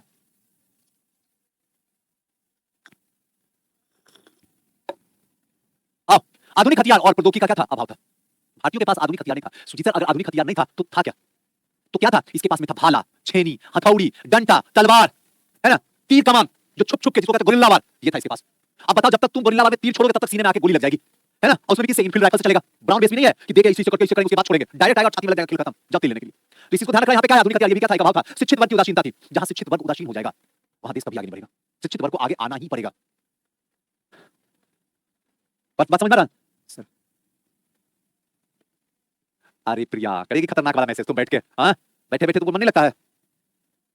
कहती है दवा खा लिया बस स्पीड बढ़ाएंगे सुजीत सर। अरे ना, वही स्पीड रखेंगे जिसमें तुमको मन लगेगा पढ़ने में। तेजी पढ़ने से बहुत टाइम मेरे पास है, अनलिमिटेड टाइम है। टेंशन क्या लेने का? कौन सा टॉपिक ही है और मेरे पास बचा हुआ। तो शिक्षित वर्ग उदासीन आज भी क्या है सुजीत सर? अगर समाज में देखा जाए तो मध्य वर्ग छोड़ के कोई भी नहीं, मध्य वर्ग में भी शिक्षित लोग नहीं जाते आंदोलन में। अगर सब लोग साथ हो जाए ना तो कमाल का काम हो। बस ये जो शिक्षित वर्ग है ना, ये गुमसुम रह जाते हैं, जिनकी वजह से, ध्यान रखना, जिनकी वजह से मनमानी, भ्रष्टाचार और गलत गलत काम अपने देश में, अपने राज्य में, खास करके अपने बिहार राज्य में होता है। अगर आवाज उठा देना तो कमाल की बात हो जाए। सही बताते हैं। हर कोई आवाज उठाए कि नहीं ये गलत है तो गलत है, सेंटर दूर नहीं जाना चाहिए, बिटिया का तो नहीं जाना चाहिए। कहां शिक्षित वर्ग को उठाते हैं? कोई नहीं उठाएगा, कोई नहीं उठाएगा। खाली बस पेपर लीक हो जाने दो एडीओ का, उसके बाद देखना सब जो है पता नहीं कहां छुपा हुआ रहेगा, है कि नहीं? मेढक की तरह निकलते हुए। ये बहुत गलत हुआ, नहीं होना चाहिए था।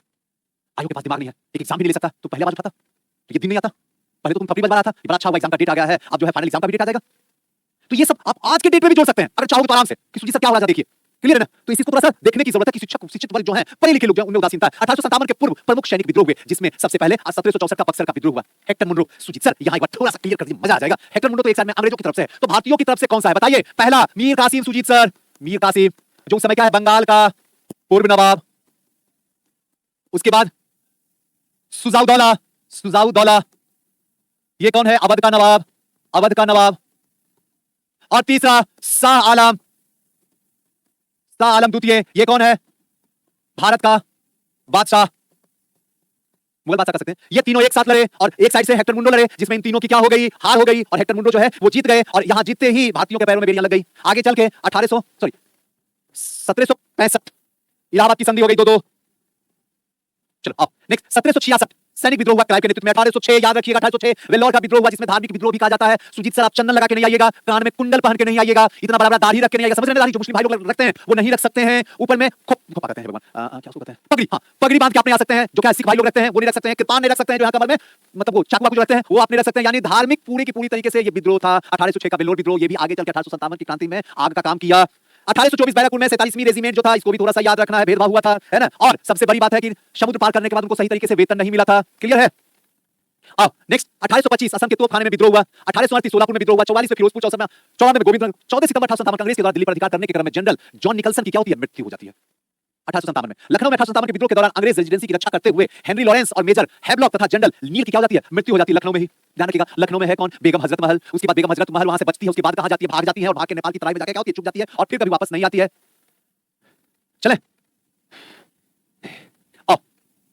क्वेश्चन इसी से रहेगा, फिर से मैं बता रहा हूं, जिसको जितना जो मजाक करना है कर लो, बस एग्जाम में गलत करके मत आना, और अगर गलत करके आओगे तो शकल ना दिखाना, चुपचाप अपने घर में रहना। ध्यान रखना रिजल्ट तो होना ही होना, ये तो हम भी जानते हैं। पढ़ने वाले हैं ऐसा नहीं है कि नहीं, अपने साथ बहुत सारे बच्चे जो पढ़ने वाले, रिजल्ट तो होगा ही होगा। फिर उनको बुलाऊंगा, माला पहनाऊंगा, अवार्ड दूंगा, मिठाई खिलाऊंगा और तुमसे थपड़ी बजवाऊंगा और तुमको बजाने पे मजबूर कर दूंगा। बजाना पड़ेगा ताली, देख लेना। इसलिए सीरियस हो जाओ, अगर सीरियस हो गए तो फिर माला पहनाया जाएगा, नहीं सीरियस हो गए तो फिर ताली बजाने के लिए तैयार रहना। Choice your. अब सर सैयद अहमद खान के द्वारा लिखित पुस्तक असब ए बगावत ए हिंद 1859 में प्रकाशित हुई, जिसमें 1857 के विद्रोह के कारणों की चर्चा की गई थी थोड़ी बहुत। 1857 के विद्रोह के दमन के बाद ब्रिटिश सरकार ने भारतीय फौज के नव गठन के लिए एक पील आयोग, ध्यान रखिएगा पील आयोग पूछ रहे थे, पील आयोग का गठन किया गया, जिसमें सेना और रेजिमेंट की जाति, समुदाय, धर्म के आधार पर विभाजित कर दिया गया।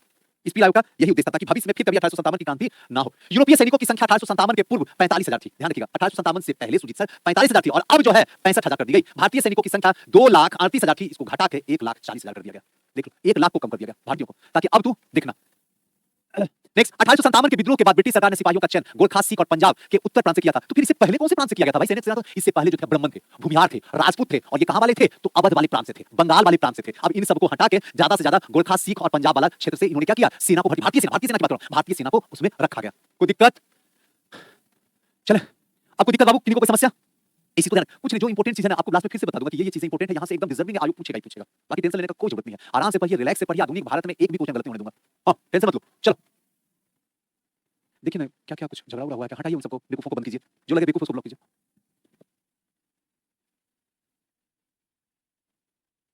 देखिए बाबू यहाँ पे बैठे हुए हैं और ये अंतिम वार्निंग में दे रहा हूं, लास्ट ब्लॉक हो जाइएगा, फिर कभी कुछ नहीं पूछ पाइएगा। और अब ब्लॉक जो है सिर्फ मैसेज से ही नहीं, अब आप वीडियो भी देखना बंद कर दिया, सारा क्लास ब्लॉक कर दूंगा आपका। अगर सुन रहे होंगे तो आप कान खोल के सुन लीजिए। ये आपका घर है क्या? हाँ ये गली मोहल्ला वाला स्थिति बना के रखे यहाँ पे, जो है ना सबको ब्लॉक कीजिए, यहाँ पे हटाइए सबको।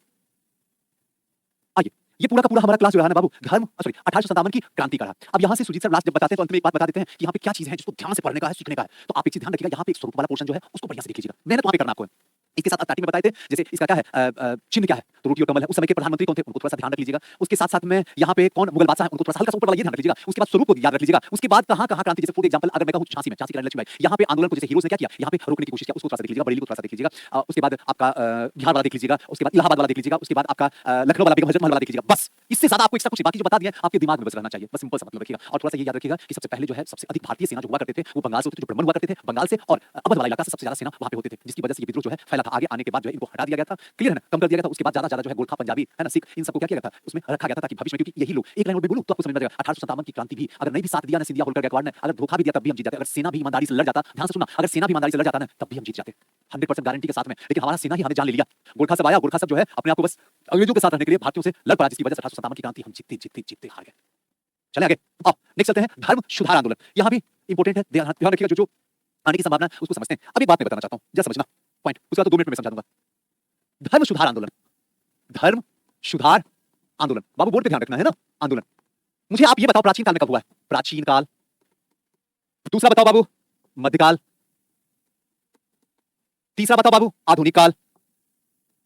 बताओ बाबू आधुनिक काल, बताओ बाबू। प्रिया जब मैं जाने लगूंगा ना, जब लास्ट में बोलूंगा नमस्ते, उस समय मुझे मैसेज कर देना कि क्या क्या नहीं मिला, भेजा हुआ सब है बाबू। एक बार फिर से आप मुझे मैसेज कर देना सब मिलकर कि सुजी सर ये पीडीएफ नहीं गया, 100% भेज दूंगा। अभी तुरंत निकलने से पहले भेज दिया हूं, हो सकता है संडे है ना, हो सकता है वहां टीम में बैठे हो इसलिए नहीं अपडेट हुआ बाबू, भेजा हुआ है एकदम ऑनेस्टली कहते हैं, भाई गया हुआ है, आज छुट्टी होगी इसलिए नहीं गया, कल 100% चल जाएगा। चलो अब नेक्स्ट छोड़ो, पीडीएफ छोड़ो, यहां धर्म सुधार। अब बताओ ये तीनों में कहां धर्म सुधार हुआ है, मुझे बताओ तब मैं जानूं।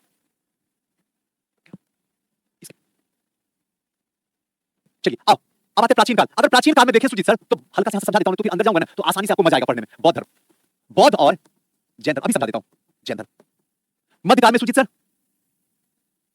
सूफी और भक्ति। आधुनिक में सर, आधुनिक में, आधुनिक में जो अभी पढ़ाने वाले हैं आपको, धर्म सुधार आंदोलन। बस बाबू, आज हम हमारी जो क्लास होगी यही पे होगी। इसका मतलब है कि सुजीत सर समय के साथ, ध्यान से सुनना जो बातें बता रहा हूं, तो फिर आपको मजा आएगा, वरना फिर कहोगे मुझे नहीं समझ में आता गुरुदेव। हाँ, एक चीज समझो, समय के साथ धर्म में परिवर्तन जरूरी है। और अभी आज के टाइम में 21वीं सदी में एक बार फिर से धर्म में परिवर्तन होने वाला, देख लेना। अगले 20 से 25 से 30 साल के अंदर फिर धर्म में बहुत बड़ा परिवर्तन होने वाला, क्योंकि यही धर्म की वजह से इतने कर्मकांड बढ़ चुके हैं, इतने मतलब भ्रष्टाचार फैल चुके हैं, इतने सारे दंगे हो रहे हैं, आपसी विवाद हो रहा है, जाति के नाम पे, धर्म के नाम पे पूरे हिंदुस्तान को ये लोग क्या है, चौपट करके रख दिए। तो जाहिर सी बात है, एक बार फिर से धर्म के अंदर क्या होगा, रिफ्रेश होगा। जितनी गंदगियां हैं उन सबको उठा के बाहर फेंकना पड़ेगा। कोई दिक्कत? अब आपको बताते हैं एक लाइन जो बताते हैं, ध्यान से सुनना सुनना, और आपके काम की लाइन बताते हैं। हालांकि आपको तो नहीं पढ़ाना होता, विश्व इतिहास पढ़ाते थे, पहले ऑप्शन होता था, तो वहां पे पढ़ाते थे अमेरिकी क्रांति। जब अमेरिका आजाद हो गया ब्रिटेन से, तो फिर अमेरिका के जो राष्ट्रपति बने जॉर्ज वाशिंगटन, उन्होंने ये चीज कसम खा लिया कि आज के बाद, आजादी के बाद, आज के बाद धर्म में राजनीति नहीं और राजनीति में धर्म नहीं। और आज भी बाबा बना हुआ अमेरिका, आज भी आगे भी बाबा बना रहेगा, उसको कोई तोड़ नहीं सकता, क्योंकि वहां धर्म में राजनीति नहीं है और राजनीति में धर्म नहीं है। इसके उल्टा आप जरा भारत में आना, भारत में राजनीति में धर्म है और धर्म में राजनीति है। लेकिन कमाल की बात है, बेवकूफ बनाने के हम क्या कहते हैं, हम विश्व गुरु बनेंगे, 7 जन्म में नहीं बनेंगे, किसी हालत में नहीं बनेंगे, तब तक नहीं बनेंगे जब तक धर्म में राजनीति नहीं हो और राजनीति में धर्म नहीं हो। तो 100% है, इसी जन्म में हम विश्व गुरु बनेंगे, ये हकीकत है। और यही बातें आपको धर्म सुधार आंदोलन में बोलने वाला हूं, पूरी की पूरी कहानी ऐसी चलेगी। अगर बात करता हूं प्राचीन काल में, तो प्राचीन काल में सिर्फ एक धर्म था, सिर्फ एक धर्म था, और वो वैदिक धर्म था, जिसमें धीरे धीरे समय के साथ क्या हुआ, उसके अंदर कुरीतियां फैलना शुरू हो गई, उसके अंदर विश्वास फैलना शुरू हो गया, उसके अंदर जो है वर्ण व्यवस्था जो है बड़ा जटिल हो गई, महिलाओं की स्थिति बद से बदतर हो गई, जिसकी वजह से आगे चल के बौद्ध और जैन का जन्म हुआ, और तब जाके वैदिक धर्म को पवित्र किया गया। आगे चल के जब मध्यकालीन भारत में देखते हैं, तो मध्यकालीन भारत जब आता है 712 से लेके 1707, 712 का मतलब है मोहम्मद बिन कासिम का टाइमिंग से शुरू होगा, और 1707 का मतलब है कि औरंगजेब की मृत्यु। ध्यान रखना, औरंगजेब की मृत्यु के बाद इसके बीच का पूरा टाइमिंग जो है वो क्या है, मिडिवल इंडिया का टाइमिंग है, मिडिवल हिस्ट्री का टाइमिंग है। इसमें भक्ति और सूफी, या सूफी और भक्ति, सूफी इस्लाम धर्म के अंदर जितनी कृतियां हो गई हैं, उन सब कृतियों को दूर करने के लिए यहाँ पे सूफी आएंगे और उसको क्या करेंगे, एक एक करके दूर करके धर्म को पवित्र करेंगे। और उसी तरीके से भक्ति में भी कई ऐसे भक्ति आंदोलन के प्रवर्तक होंगे जो आएंगे और आके हिंदू धर्म के अंदर जितनी कृतियां हैं उन कृतियों को दूर करने की कोशिश करेंगे। और उसी प्रकार से आधुनिक भारत में धर्म सुधार आंदोलन होगा, जिसके तहत जो है उसमें चाहे हिंदू धर्म हो, मुस्लिम धर्म हो, सिख हो, ईसाई हो, पारसी हो, इन सब धर्मों में जो कृतियां फैल गई हैं, इनको क्या करना है, एक एक करके दूर करके चले जाना। फिर चाहे ईश्वरचंद्र विद्यासागर की बात करें, फिर रामकृष्ण परमहंस की बात करें, फिर चाहे राजा राम मोहन राय की बात करें, अहमदिया आंदोलन की बात करें, वगैरह बहुत सारे आंदोलन को उसी को क्या करना है, ध्यान से देखना। यहाँ पे बात करें तो अलग अलग, चाहे मीरा की बात करें, गुरु नानक जी की बात करें, तुलसीदास जी की बात करें, है कि नहीं। और यहाँ पे बहुत जन तो आप जानते हुए आगे बढ़े, कोई इजाजत हो?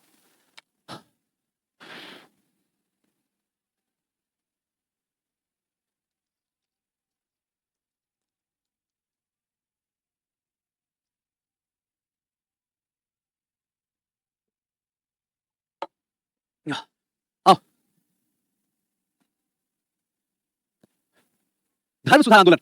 अब सबसे पहले शुरू करते हैं राजा राम मोहन राय, जिसमें सेंटर करते जाएंगे ना बाबू, आप भी उसमें क्या कीजिएगा ना, सेंटर करते जाइए, या पेन पेपर लेके बाबू सामने बैठिएगा, है ना, उसको क्या कीजिएगा, नोट करते चले जाइएगा। चला चले, आओ, राजा राम मोहन राय हिंदू धर्म के मत का प्रचार हेतु इन्होंने आत्मीय सभा, ध्यान रखना यहाँ पे आत्मीय सभा और आगे चल के ब्रह्म सभा सभा होगा, ध्यान रखिएगा, आत्मीय सभा। चले, एक मिनट बोलो।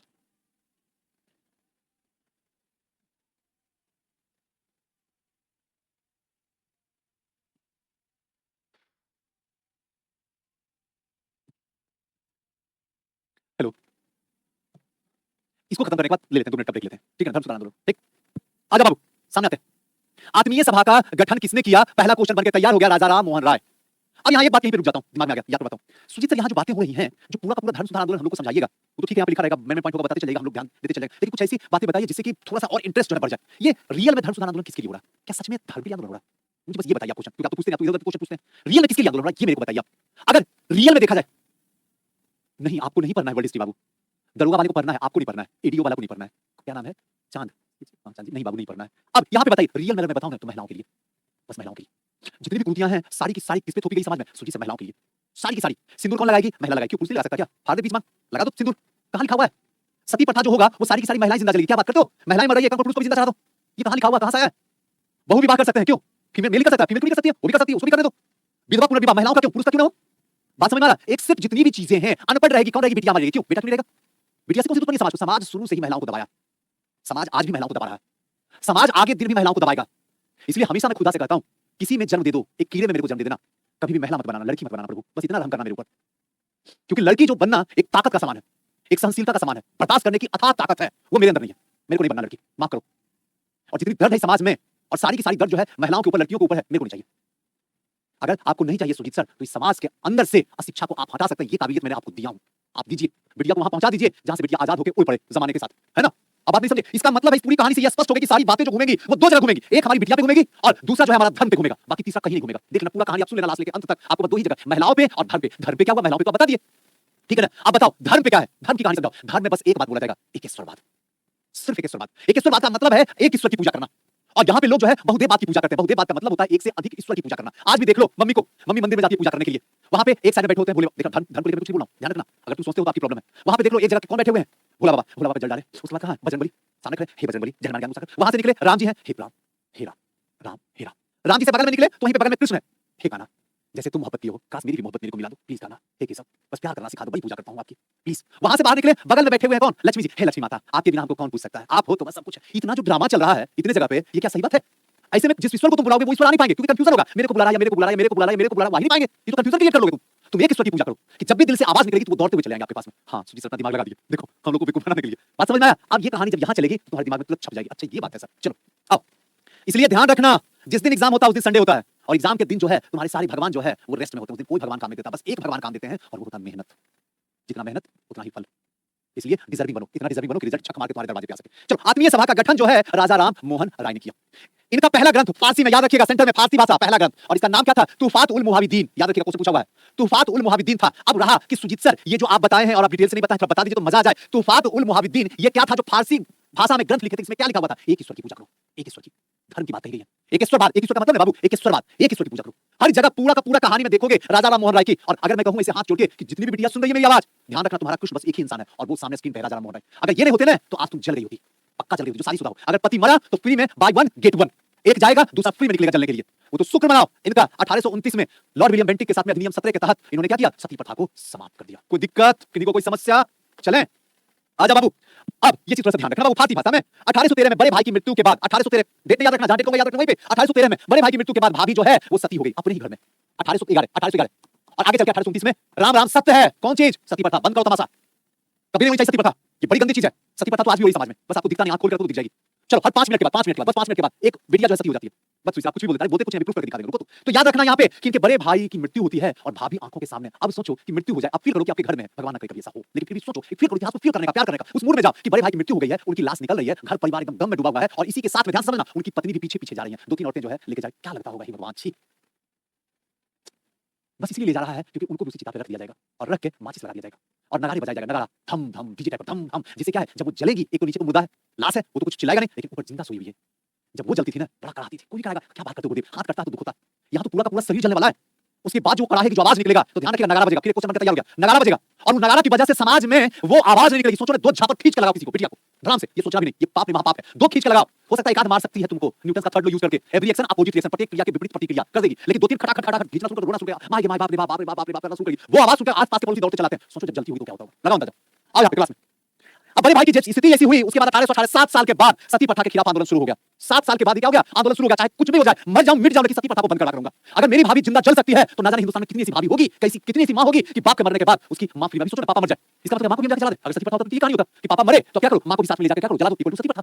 वो तो शुक्र हो कि राजा राम मोहन राय आए और इसको क्या किया, समाप्त किया, जिसकी वजह से आज हमारी मां कम से कम सुरक्षित है, वरना जाती।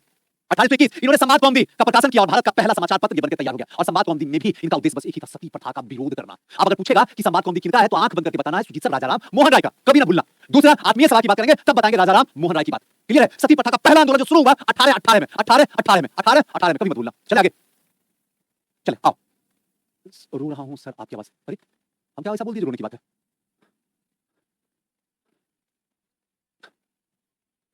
अरे मेरी आवाज से कुछ दुख हो तो रियली सॉरी, रो मत प्लीज, रो मत, मेरे से कोई रोता भला, प्यार करना तो बस मेरे से प्यार करो, रो नहीं, अच्छा नहीं लगता मुझे रोना, बकवास लगता है। मां इन्होंने फारसी भाषा में मीरातुल अखबार का भी क्या किया, प्रकाशन किया, और इसमें भी बातें जो रखी गई वो सती प्रथा का, सती प्रथा भूलना मत बाबू, सेंटर में रख देना सती प्रथा। इसी बहाने मैं सती प्रथा का उजागर करूंगा, बताऊंगा कि सती प्रथा समाज के लिए वरदान नहीं, समाज के लिए अभिशाप है।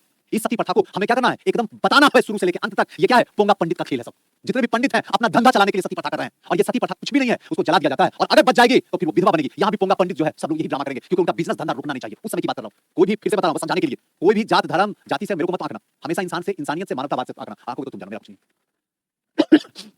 इन्होंने पत्रकारिता का अग्रदूत भी कहा जाता है, पत्रकारिता का अग्रदूत आ गया क्वेश्चन बनकर तैयार, किनको, राजा राम मोहन राय को पत्रकारिता का अग्रदूत। यानी जितने भी आज गोदी मीडिया हुए पत्रकारिता में जिस तरीके से फैला हुआ है, सबका बाप एक, और वो बाप कौन, राजा राम मोहन राय। याद रह जाएगा इसी बहाने। कोई दिक्कत किसी तरीके से यार याद हो जाए, बस सिलेक्शन हो जाए, है ना, मां सरस्वती का कृपा, मां बाप के आशीर्वाद और आपका मेहनत, काम खत्म करो, जय हिंद जय भारत। निकलो सिस्टम में जाओ और धमाका फैलाओ, लगाओ सुनामी पूरे शहर में हिला दो। 1825 में वेदांता कॉलेज की क्या किया गया, स्थापना किया गया। वेदांता और नाम से ही समझ में आ रहा है, यानी कि यहाँ पे क्या होगा, अब धर्म की बात चलेगी। धर्म की बात का मतलब सुनिए सर, एक ईश्वरवाद, एक ईश्वर की पूजा। वेदांता की स्थापना हो चुकी है कब, 1825 में। अगर आपसे पूछा जाएगा, हो सकता है डेट में कंफ्यूजन हो कि वेदांता कॉलेज की स्थापना किसने किया, तो राजा राम मोहन राय, भूलना मत बाबू। 1828 में इन्होंने ब्रह्म समाज की स्थापना कर दिया, ध्यान रखिएगा, ब्रह्म समाज, क्लियर है। और ध्यान रखिएगा एक सेकंड, ब्रह्म समाज, आत्मीय समाज, उसी समय हमने आपको बोला आगे चल के क्या होगा, ब्रह्म समाज, आत्मीय समाज, उसके बाद ब्रह्म समाज। यहाँ पे लोग आएंगे और यहाँ बात होगी किसकी, धर्म की बात होगी। आओ बाबू, और इसमें क्या है, मूर्ति पूजा, कर्मकांड, अनुष्ठान के खिलाफ तथा सभी धर्मों में एकता पर विश्वास करता था। यहाँ पे मूर्ति पूजा का पूरा विरोध होगा, किसमें, ब्रह्म समाज में। कर्मकांड का विरोध होगा, अनुष्ठान का विरोध होगा, समझ में आ रहा ना, इन सब का पूरी तरीके से विरोध होगा। और साथ साथ में सभी धर्मों की एकता पर क्या करना होगा, विश्वास करना होगा। सब धर्म में क्या होनी चाहिए, एकता होनी चाहिए। 1829 में इनके सहयोग से सती प्रथा पर प्रतिबंध कर दिया गया। 1829 कभी ना भूलना। यहाँ पे एक बात बताता हूँ, अब आ ही गए हैं तो थोड़ा सा डिटेल में समझा दूं ताकि बाबू कभी ना भूलो। बता रहे हैं अच्छे से, सती प्रथा। आओ बाबू, अगर सती प्रथा की बात किया जाए तो सबसे पहले अगर देखा जाए, हाँ, अलबुकर, आप भी बताइएगा, अगर कुछ छूटेगा तो बताइएगा। अलबुकर, अलबुकर के बाद अगर सती प्रथा में देखा जाए जिसने विरोध किया है,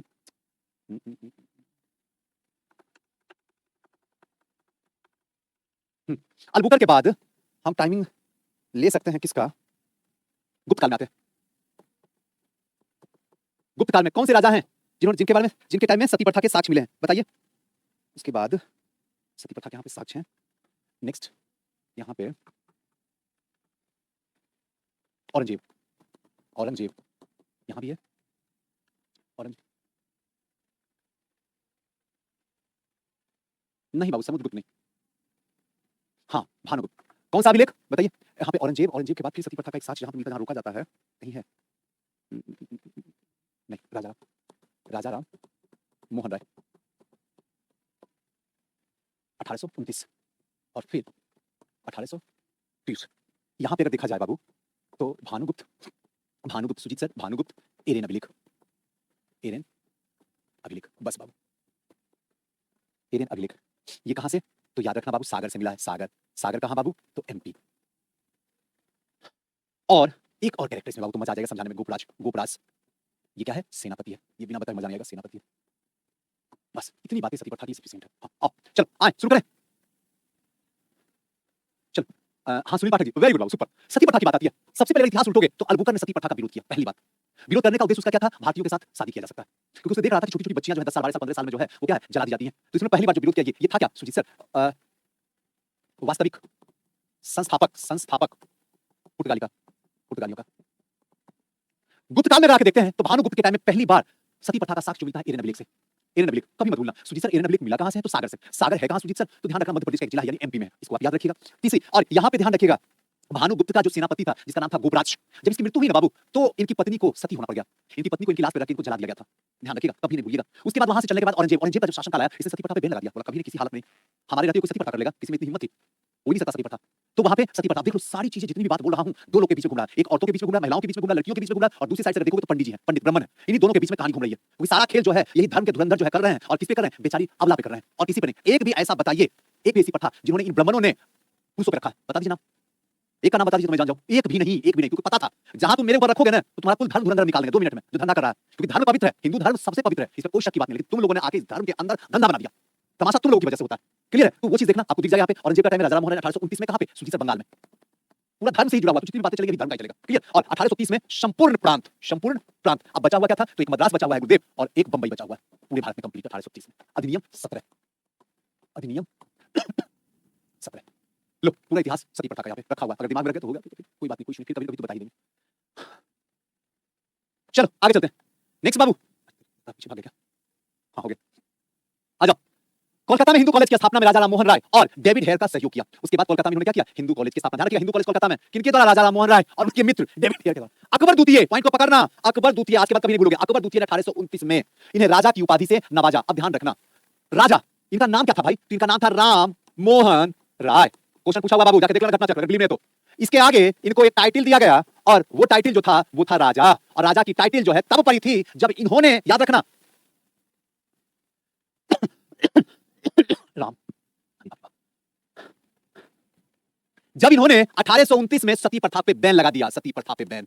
सोच लो, आखिर राजा है तो क्यों नहीं हो, अरे राजा ये तो भगवान है, महिलाओं का सम्मान है, महिलाओं का बाप है, महिलाओं की पहचान है, और कोई और नहीं बल्कि राजा राम मोहन राय। ये डिजर्व बहुत करते हैं, राजा ये हैं, सबके लिए राजा हैं। तो याद रखना राजा की उपाधि कौन देगा? मध्यकाल में सिर्फ एक ही राजा हुआ आज तक इतिहास में, और कोई और नहीं बल्कि कौन? अकबर।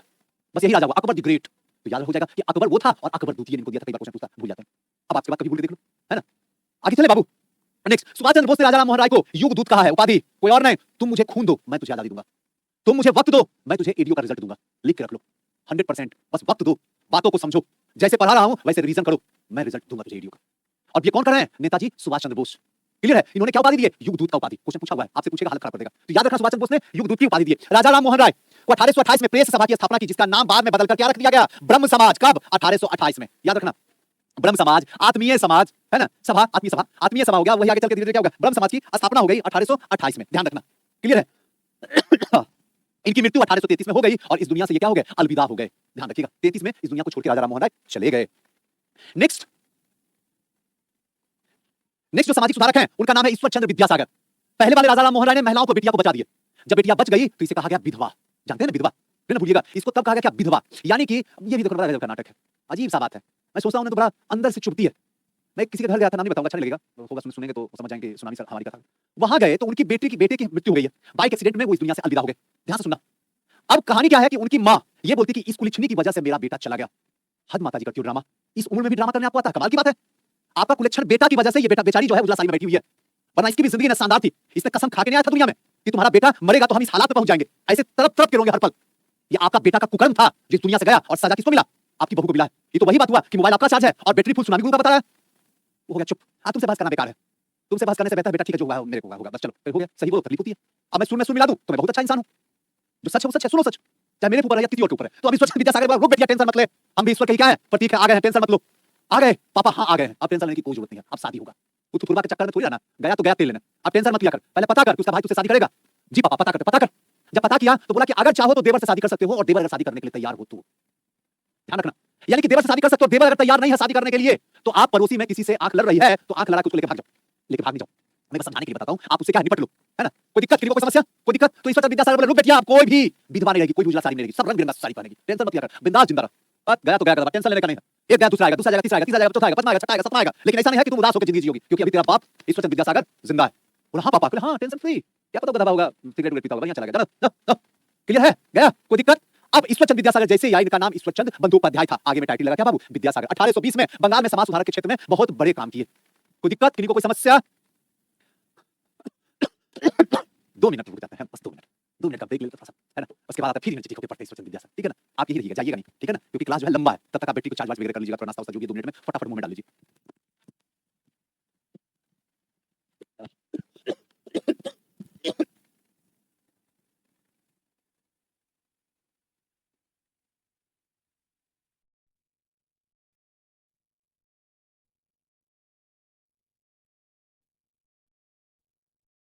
उपाधि किसके लिए भाई? तो संस्कृत में निपुण थे और दर्शन में, संस्कृत और फिलोसफी में बड़े मतलब इंटरेस्टिंग इनका विषय था, इसमें बहुत इनको नॉलेज था, जिसकी वजह से इनका नाम जो ईश्वरचंद्र बंदोपाध्याय था, बंदोपाध्याय खत्म होकर इनको टाइटल मिल गया ईश्वरचंद्र विद्यासागर का। विद्यासागर का टाइटल किस लिए? क्योंकि संस्कृत और दर्शन इस दोनों में क्या थे? युग थे। बस इतना सा ध्यान रखना। इन्होंने 25 विधवाओं को पुनर्विवाह करवाया था, एक साथ 25 विधवाओं को, 25 विधवाएं जो थी एक साथ पुनर्विवाह, फिर से विवाह कर दो। 1891 में 70 वर्ष की आयु में इनकी क्या हो गई थी? मृत्यु। कहा जाता है इतिहास में कि उन्होंने अपने बेटे की शादी भी विधवा से करवाई थी। ध्यान रखिएगा, क्लियर है ना। अपने बेटे की शादी भी उन्होंने किससे करवाई थी? विधवा से करवाए थे। 1866 में ब्रह्म समाज में विभाजन, भारतीय ब्रह्म समाज जिसको ईश्वरचंद विद्यासागर और आदि ब्रह्म समाज जिसको देवेंद्रनाथ टैगोर ने 2 भाग में, जो ब्रह्म समाज था, ध्यान समझिएगा, जो ब्रह्म समाज था राजा राम मोहन राय वाला, राजा राम मोहन राय, इसको 2 भाग में डिवाइड कर दिया गया। एक डिवाइड कर दिया भारतीय ब्रह्म समाज और दूसरा जो है आदि ब्रह्म समाज में। भारतीय ब्रह्म समाज के ईश्वरचंद विद्यासागर, सॉरी ईश्वरचंद सेन, और जो ब्रह्म समाज था उसका देवेंद्रनाथ टैगोर। चले हाँ सुनील जी, अधिनियम जो लाया गया था ना वो डलहौजी के ही टाइम में लाया गया था बाबू, है ना। लेकिन जो पारित हुआ ना सुनील जी, वो केनिंग के टाइम में पारित हुआ बाबू। आर्य समाज और दयानंद सरस्वती, आर्य समाज और दयानंद सरस्वती। आर्य समाज की स्थापना दयानंद सरस्वती ने की है, थोड़ा सा समझिएगा। इनका जन्म 1824 में टंकारा में हुआ था, 1824 टंकारा में हुआ था। इनके बचपन का नाम जो था मूल शंकर, क्वेश्चन पूछता है बाबू, मूल शंकर किनका नाम था? तो ध्यान रखिएगा, मूल शंकर, शंकर उसी का नाम होगा जिसके अंदर दया होगा। क्वेश्चन पूछा हुआ है, दया होगा वही शंकर होगा, क्लियर है। तो दया शंकर, दयानंद सरस्वती, है ना। तो ध्यान रखिएगा इनका नाम जो था मूल शंकर था। चले अभी ये हो जाएगा, उसके बाद किसान आंदोलन होगा, उसके बाद ही छोड़ेंगे आपको, चाहे जितना भी कुछ भी कर लीजिए, कोई उपाय नहीं है ना। समय कहाँ है आपका? क्या पता जो जनवरी एग्जाम मिले तो क्या होगा? आप कभी क्यों नहीं सोचते इस बात को? सोना जानते हैं, भागना जानते हैं, पढ़ना नहीं जानते हैं। उन्होंने शुरुआती में गुरु वीरजानंद, दयानंद सरस्वती का नाम इन्होंने पहले गदित स्वामी पूर्वानंद नामक है ना, स्वामी जी ने दिया था इनका। दयानंद 1875 में, ये इंपॉर्टेंट है, बाकी इंपॉर्टेंट 1875 में आर्य समाज की स्थापना कहां की गई? बंबई में। लेकिन इसका मुख्यालय जो बनाया गया वो कहां पे बनाया गया? मुख्यालय अगर पूछा हुआ क्वेश्चन है तो आप ध्यान रखिएगा सुजीत सर, लाहौर। 1947 से पहले लाहौर भी क्या था? भारत ही था, याद रखिए, भारत का हिस्सा था। चले 1837 में आर्य समाज का मुख्यालय जो देखिए ना लाहौर में बनाया गया। इन्होंने वेदों की ओर लौटो का नारा दिया था। कौन? दयानंद सरस्वती। ये भी इंपॉर्टेंट है, वेदों की ओर लौटो किसने कहा था? दयानंद। इन्होंने सबसे पहले कहा था भारत भारतवासियों के लिए है। भारत जो है वो भारतवासियों के लिए। किसने कहा था? यहां पॉइंट देखिए, वेदों की ओर लौटो, एक ये इंपॉर्टेंट है। और सबसे पहले इन्होंने क्या कहा था? भारत भारतवासियों के लिए है। ये भी आई है। कोई दिक्कत, कोई समस्या? यह एक ईश्वरवाद पर विश्वास रखते थे। ईश्वरवाद का मतलब स्टार्टिंग से बता दिया हूं, एक ईश्वर की पूजा। ध्यान रखिएगा, एक ईश्वर की पूजा ही एक ईश्वरवाद है। एक से अधिक ईश्वर की पूजा जो हो जाएगा वो क्या हो जाएगा? बहुदेववाद हो जाएगा। चलिए, आर्य समाज और दयानंद सरस्वती, इन्होंने भारत का मार्टिन लूथर भी कहा जाता है। अभी मार्टिन लूथर का कॉन्सेप्ट कहां से आया है? जब आप वर्ल्ड हिस्ट्री पढ़िए ना, विश्व इतिहास पढ़िए ना, तो वहां भी है सामाजिक धर्म सुधार आंदोलन। ध्यान रखिएगा, और हुआ कहां? ब्रिटेन में हुआ। याद रखिएगा, वहां भी परिवर्तन हुआ है। ध्यान रखिएगा, सबसे बड़ा और वहां का जो है जन्मदाता सामाजिक धर्म सुधार आंदोलन का रियल में मार्टिन लूथर है। और भारत का मार्टिन लूथर जो कहा गया, उनको क्या गया? दयानंद सरस्वती को कहा गया है। उन्हें ही जिन्होंने कहा था भारत भारतवासियों का है, और उन्हें ही जिन्होंने ये कहा था कि वेदों की ओर लौटो। ये वही है जहां पे आर्य समाज की स्थापना की थी 1875 में, जिसका मुख्यालय जो है वो लाहौर में। बस इतना ही पूछा गया अब तक के इतिहास। क्लियर ना? 1874 में इन्होंने सत्याग्रह प्रकाश, यहां से भी क्वेश्चन पूछा जाता है, ये भी इंपॉर्टेंट है, ध्यान रखिएगा।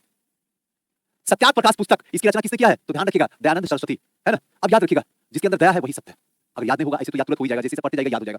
गाय बचाने के लिए इन्होंने गौ रक्षा समिति की क्या किया था? स्थापना। गौ रक्षा समिति क्या करेगा? गाय को बचाने में काम करेगा। इन्होंने भारत में राष्ट्रवाद के बीज बोने वाला कहा जाता है कि राष्ट्रवाद का बीज भारत में अगर किसी ने डाला, किसी ने लगाया, किसी ने बोया, तो कोई और नहीं बल्कि दयानंद सरस्वती ने। ध्यान रखिएगा, कभी नहीं भूलिएगा। क्लियर है?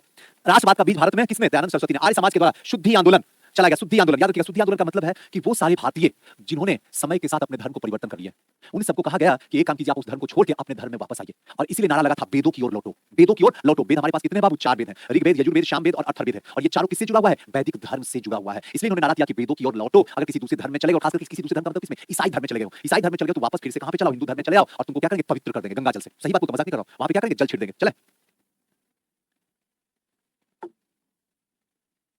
आओ आगे चले। नेक्स्ट, आज इन्होंने सबसे पहले हिंदी को राष्ट्रभाषा के रूप में स्वीकार करने की बात कही कि हिंदी जो है वो क्या है? हमारी राष्ट्रभाषा हो और ये स्वीकार हो। और ये सबसे पहले किसने कहा है? दयानंद सरस्वती ने। सब राष्ट्रीयता की बात, सब एकता की बात, सब गौरक्षा की बात, और हिंदू को राष्ट्रभाषा का दर्जा देने की बात, वेदों की ओर लौटने की बात, ये सारी बातें जो चल रही, किनकी चल रही है? दयानंद सरस्वती की चल रही है। अगर कभी राष्ट्रभाषा भूल जाए तो ऐसे भी याद रखिएगा कि सरस्वती की वजह से ही हम क्या कर पाते हैं? बोल पाते हैं, है ना। चले आगे चले। डीएवी स्कूल की स्थापना 1886 में, ध्यान रखिएगा, 1886 में आर्य समाज के सदस्यों के द्वारा किया गया, है ना। दयानंद एंग्लो विद्यालय, शायद आप देख लीजिएगा, मेरे ख्याल से यही है, दयानंद एंग्लो विद्यालय। खैर 1902 में गुरुकुल विश्वविद्यालय की स्थापना कहां पे? हरिद्वार में। किनके द्वारा? सिद्धानंद के द्वारा किया गया था। विवेकानंद तथा स्वामी रामकृष्ण मिशन, इन दोनों के बारे में अभी चीज यहां पे बोलना चाहूंगा फिर रुक के, कि अब तक में जितने भी सामाजिक सुधारक हुए, उसमें एकलौता अकेले विवेकानंद ही थे। अकेले विवेकानंद ही थे, ध्यान रखिएगा, अकेले विवेकानंद थे जिन्होंने कहा था मूर्ति पूजा करेंगे। मूर्ति पूजा का पूरा तरीके से समर्थन किए थे। बाकी जितने भी थे सबके सब क्या किए थे? विरोध किए थे। बोले मूर्ति में भगवान को, खुदा को, अल्लाह को मत ढूंढो। अगर ढूंढना है तो कहां ढूंढो? इस कलेजे में ढूंढो। सबकी कथन ये था, एकलौता विवेकानंद थे जिन्होंने किसमें? मूर्ति में खुदा को ढूंढा, मूर्ति में भगवान को ढूंढा। इस बात को हमेशा के लिए याद रखिएगा, है ना। इन्होंने समर्थन किया मूर्ति पूजा का, अगर मूर्ति की बात करें तो समर्थन किया, और बाकी सारे लोग विरोध किए। आओ आगे चलते हैं। विवेकानंद का जन्म 12 जनवरी 1863 को हुआ। बस जानने के लिए नाम बचपन का याद रख लीजिएगा, नरेंद्रनाथ दत्त है। प्रत्येक 12 जनवरी को, ये भी पॉइंट याद रखिएगा, 12 जनवरी आने वाला है, युवा दिवस के रूप में भारत में मनाया जाता है। इसलिए किसी को इस तरीके से, ताकि उस इंसान को कभी हिंदुस्तानी जो है वो भूल नहीं पाए। 12 जनवरी से याद रहेगा हमेशा, हर साल। अगर विवेकानंद को कोई भूल गया है तो धीरे-धीरे फिर से याद आना शुरू हो जाएगा। ये वही 12 जनवरी जहां युवा दिवस के रूप में विवेकानंद को मनाया जाता है, याद रखिएगा। चले, यहां तक कोई दिक्कत? तमन्ना क्लास कर होने दो ना बाबू, है ना। नाम तमन्ना है, हरकत करती हो, फिर कहोगी सुजीत सर गुस्साते हो आप। अभी क्लास चल रहा है, क्लास चलने दो, पीडीएफ दे देंगे, अभी छुट्टी हुआ है। बताओ साथ कैसे तुम लोग, जब मेरे क्लास में ये हालत है तो बाकी सबके क्लास में तो पता नहीं क्या ड्रामा होता होगा। जब हम इतने टाइट हैं तभी हालत है। तमाशा है भाई, ये लोग लगता है शादी होगा तो दहेज में जो है ना सुजीत सर का पीडीएफ दे देंगे, लेते जाना। अभी पहले पढ़ो ना बाबू, सब दे देंगे। तुमसे ज्यादा टेंशन मेरे को है, जितना तुम सोच भी नहीं सकते हो बैठ के। जैसे ही नमस्ते करेंगे उस समय तो बस मैसेज कर देना, नमस्ते मत सर, ये पीडीएफ, बस मेरे एक दिमाग में क्लिक कर जाएगा ना, तुरंत दे दूंगा। और आज जाएगा नहीं पीडीएफ, क्योंकि संडे आज बंद है। हम क्लास ले रहे हैं, इसका मतलब थोड़ी कि सब क्लास लेंगे। क्लियर? आओ आगे चलते हैं। एक सेकंड, कहोगे सुजीत सर बोलते हो, इसलिए बोलते नहीं, बोलेंगे तो बार-बार एक मैसेज करेगी। तुम भी परेशान, जितने लड़के हैं लड़कियां वो सब परेशान, हम परेशान, क्या फायदा। 1893 में सुजीत सर, राजा महाराज अजीत सिंह के अनुरोध पर इन्होंने अपना नाम बदल के क्या रख दिया गया? विवेकानंद। नाम इनका क्या था सुजीत सर? नाम इनका था नरेंद्रनाथ दत्त, और नाम को बदल के क्या कर दिया गया? तो ध्यान रखिएगा, विवेकानंद। ध्यान रखिए, कोई दिक्कत किनके कहने पे? अजीत सिंह के कहने पे। डेट को ध्यान रखना, डेट ऐसे भी ध्यान देगा, है ना। 1893 में शिकागो गए और प्रथम विश्व धर्म सम्मेलन, अगर पूछा जाएगा तो 1893 याद रखिएगा, याद करके याद ही रहता है, भाग लिया। इन्होंने विश्व के वेदांत दर्शन को क्या किया? परिचित करवाया, दुनिया को वेदांत के बारे में बताया, वेद के बारे में बताया, और दुनिया को बताया कि तुम्हारा कितना भी धर्म क्यों ना हो, हिंदू धर्म के सामने तुम कुछ भी नहीं हो, क्योंकि सारा धर्म का जन्म जो है वो हिंदू धर्म से ही निकल के आ गया है। वैसे ही जैसे जितनी भी भाषाएं हैं दुनिया में, सबका मां जो है वो संस्कृति है। बात समझ में आ रहा है ना। बस ये समझाने के लिए, आपको जो भाषा मां लगे, जो लगे आप अपने तरीके से, कोई सुनिए, बस यहाँ ताकि आपके दिमाग में किसी तरीके से क्लिक कर जाए, है ना, ताकि याद हो जाए, बस काम खत्म। जय हिंद, जय भारत। सुभाष चंद्र बोस ने आधुनिक भारत का योग और भारतीय दर्शन का निर्माता कहा गया। आधुनिक भारत का योग, ध्यान रखिएगा, किसको? विवेकानंद को। और भारतीय दर्शन का निर्माता कहा किसने? सुभाष चंद्र बोस ने। युगदूत भी कहा है, जरा मुझे बताइए युगदूत किसको कहे हैं? नेताजी बताइए, कमेंट कीजिए। वह ऐसे धर्म को नहीं मानते थे जो दूसरे को शिक्षित ना करे या विधवाओं के लिए काम ना करे। बोलते थे ऐसा धर्म किस काम का? अगर मैं कहूं कि मैं इस्लाम से हूं और मैं अगर किसी को शिक्षित नहीं कर रहा हूं, पढ़ा लिखा हूं, उसके बाद भी अगर शिक्षित नहीं कर रहा हूं, तो ऐसा धर्म किस काम का है? मैं इस धर्म से हूं और विधवाओं के लिए काम नहीं कर रहा हूं, तो बेकार इंसान के रूप में हैमान है, बेकार है, कोई काम का नहीं। हाँ हाँ रदिया, राजा राम, वेरी गुड, सुपर। तो इस चीज को ध्यान रखना, इनका अलग थेसिस था। कहना था तुम अमीर हो और 10 लोगों को अमीर नहीं बना सकते हो, 10 लोगों को भोजन नहीं करवा सकते हो, तो ऐसा अमीरी से बढ़िया गरीब रहो। सही बात। चलें नेक्स्ट। 1897 में इन्होंने रामकृष्ण मिशन की स्थापना किया और 1899 में बेल्लोर मठ की स्थापना की। 1899 क्वेश्चन ये पूछता है, बेल्लोर मठ कहां है? बंगाल में। 1899, कभी मत भूलना, कभी मत भूलना, आ रहा क्वेश्चन तुम्हारे पेपर में, लिख के रख लो। बाल विवाह संबंधी अधिनियम, ये भी इंपॉर्टेंट है, जरा देखिएगा। 1872 में विवाह की आयु लड़कियों के लिए 14 वर्ष और लड़कों के लिए 18 वर्ष निर्धारित किया गया। कब? 1872 में। 1884 में बहराम जी मालाबारी आगे आते हैं और 1891 में मालाबारी प्रस्ताव पारित हो गया। इस प्रस्ताव के पीछे बाल विवाह निषेध कानून कहा जाता है और इसमें हिंदू कन्याओं की शादी की उम्र क्या कर दिया गया? 12 वर्ष निश्चित कर दिया। इससे पहले अभी तक, ध्यान रखिएगा, लड़कियों की उम्र, न्यूनतम उम्र कम से कम तय नहीं किया गया था शादी के लिए। ध्यान रखना, किसके लिए? शादी के लिए। अब एक चीज जरा समझिएगा, अब नहीं सुनो जी, हिस्ट्री का कम से कम भी 10 क्लास से कम नहीं होगा, ध्यान रखिएगा। चलिए आइए, छोड़िए यहाँ पे। अब यहाँ पे एक चीज ध्यान रखिएगा कि यहाँ पे उम्र जो है पहली बार 1891 में मालाबारी प्रस्ताव जब लाएगा तब ये कहा गया मालाबारी जी के द्वारा कि लड़कियों का उम्र न्यूनतम 12 साल होगा। 12 साल होगा तभी वो शादी करेगी, 12 साल होगा तभी शादी होगी, उससे पहले शादी आप नहीं कर सकते किसी भी हालत में। चले सारदा एक्ट 1829 में अजमेर के निवासी हरबिलास सारदा द्वारा अधिनियम को लाया गया और इसमें लड़के की उम्र को क्या कर दिया गया? 18 वर्ष कर दिया गया सारदा एक्ट के तहत, और लड़कियों की उम्र क्या कर दिया गया? 14 वर्ष निर्धारित कर दिया गया। कोई दिक्कत, कोई समस्या? सारदा एक्ट के तहत। उसके बाद आता है हिंदू मैरिज एक्ट, हिंदू विवाह अधिनियम 1955। इसके आने के बाद लड़कियों की उम्र जो है 14 से बढ़ा के क्या कर दिया गया? 18 कर दिया गया, और लड़कों का 18 से बढ़ा के कितना कर दिया गया? 21 कर दिया गया। और आज भी यही एज है, लड़की अगर 18 साल की हो गई है तब शादी योग्य है, और 18 से पहले अगर भगा के शादी कर लिए तब तो फिर जो दुर्गति होने वाला वो देखने लायक। इसलिए सब लोग सचेत रहिएगा, पूछ लीजिएगा उससे, 18 साल हुआ है, सर्टिफिकेट पहले दिखाओ, है ना, और तभी शादी का प्रस्ताव, और तभी इधर उधर कोई भी काम कीजिएगा। कुछ भी कर लीजिए, ये काम तो जिंदगी में मत कीजिएगा। ध्यान रखिएगा, पता चला कि 17 साल अभी 10 महीना हुआ और लेके निकल गए, उसके बाद तो जो होगा देखने लायक होगा, है ना। उसके बाद पुलिस तुमको लेके निकलेगी, है कि नहीं? वो तो सीधा कहेगी हम तो नाबालिग थे सर, हमारा कोई गलती नहीं है। जहां उसको 2-3 झापड़ लगेगा लड़की को फटफटा के मुंह से खोलना शुरू कर, सर हम नहीं किया सर, ये जबरदस्ती तुतुर लेके गया मेरे को, इसके वजह से हम गए हैं, ये हमको बहला दिया, फुसला दिया सर, अभी 18 हुआ कहां मेरा, देखिए सर सर्टिफिकेट, अभी 1 महीना बचा हुआ, ये लेकर हमको भागा है, हमारा कोई गलती हमको नहीं बुझने आता है। और जब बाबा साहब का संविधान निकाला जाएगा तो देखा जाएगा कि 1955 के हिंदू मैरिज एक्ट के तहत जो है तमाशा है, लो ले बले क्या हुआ। उसके बाद हो गया राम सर, जाओ अंदर, मिलने आएंगे सुजीत सर। इसलिए ध्यान रखने का है कि नहीं, किसी भी हालत में 19 साल से पहले ये हरकत ना करने का। माँ हे माँ, आजा बाबू।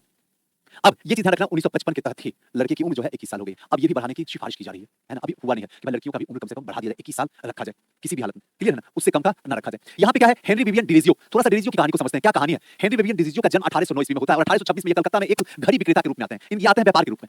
इनका काम क्या है कि कोलकाता में जो है वो क्या करेंगे, घड़ी बेचेंगे, यही उद्देश्य आते हैं। और वो हिंदू कॉलेज के इतिहास के शिक्षक के रूप में देखते ही देखते जो है वहां शिफ्ट हो जाते हैं। उन्हें आधुनिक बंगाल और भारत का प्रथम राष्ट्रीय कवि कहा जाता है, ये पॉइंट इंपॉर्टेंट हो गया। उन्हें आधुनिक बंगाल का और भारत का प्रथम राष्ट्रीय कवि के रूप में कहा जाता है, किसको? डिरीजियो को, कभी मत भूलना, विवियन डिरीजियो को। उनके आंदोलन की शुरुआत डिरीजियो के द्वारा की जाती है, ध्यान रखना।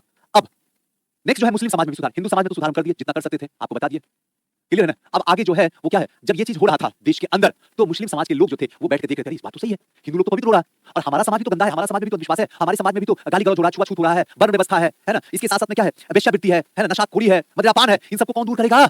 और इतना पवित्र कुरान है, कुरान के रहते हुए भी ये सब के सब गधे उल्टे सीधे काम कर रहे हैं। तो देखते ही देखते मुस्लिम समाज में भी क्या हुआ, सुधार की चांस शुरू हो गई और पहला जो हुआ वो भारतीय इतिहास में अलीगढ़ आंदोलन के रूप में हम लोग जानते हैं, जहां से क्वेश्चन पूछता है। चले आगे, आजा बाबू। मुस्लिमों में सुधार आंदोलन की प्रेरणा सर सैयद अहमद खान से थे, सबसे ज्यादा मुस्लिमों में जो प्रेरणा हुई सर सैयद अहमद खान। क्वेश्चन ऐसा पूछता है, याद रखना, इनका जन्म 1817 में दिल्ली में होता है। 1857 के विद्रोह के समय या ईस्ट इंडिया कंपनी के न्यायिक पद पे होते हैं।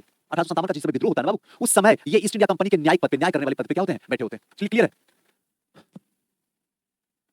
आगे चले बाबू। इन्होंने पाश्चात्य शिक्षा ग्रहण करके मुस्लिम धर्म में व्याप्त कुरीतियों को दूर करने और शिक्षा पर जोर दिया। देखिए किसी भी समाज में आज जो स्थिति बैठी हुई है, चाहे जो भी हो,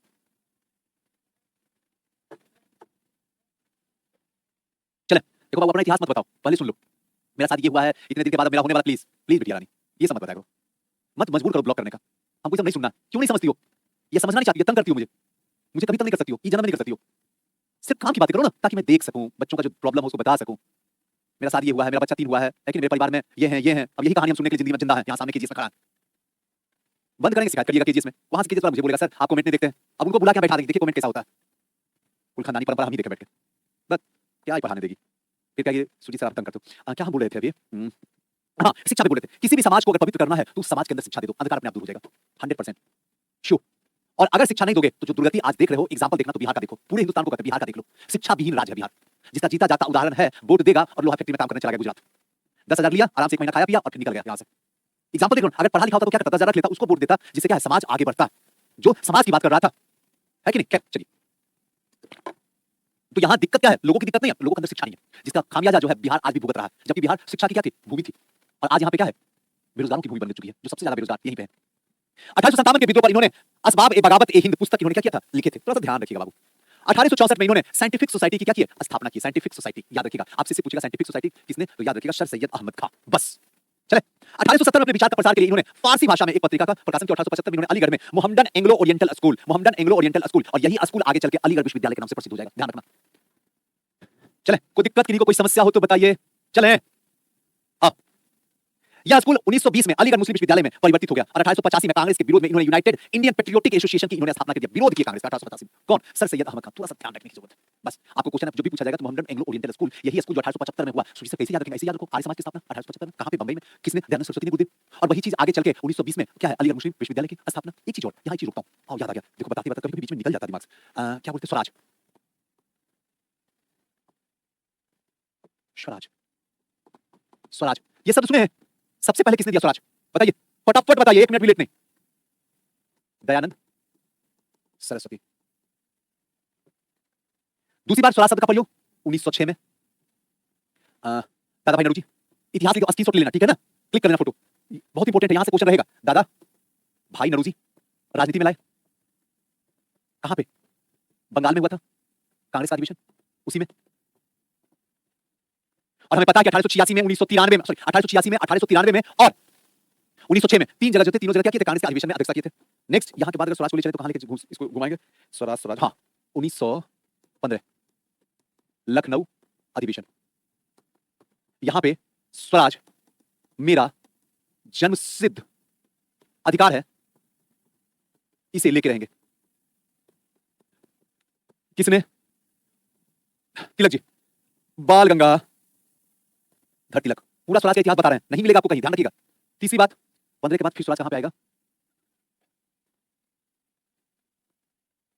15 लिखे, बढ़िया, 16, 1916 लखनऊ अधिवेशन। उसके बाद 17 में नहीं है कहीं पे, 18 में कहीं भी नहीं स्वराज, 19 में साल में नहीं है, 20, हाँ 1920 एक साल में स्वराज की प्राप्ति गांधी जी द्वारा।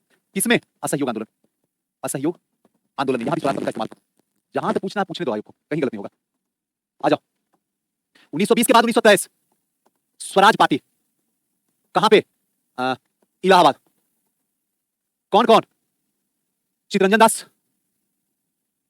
चित्तरंजन दास और मोतीलाल नेहरू द्वारा, मोतीलाल नेहरू। उसके बाद सुजीत सर, अब बताइए, इसके बाद मैं बताता हूं। इसके बाद यहां बात कहां जा सकता स्वराज?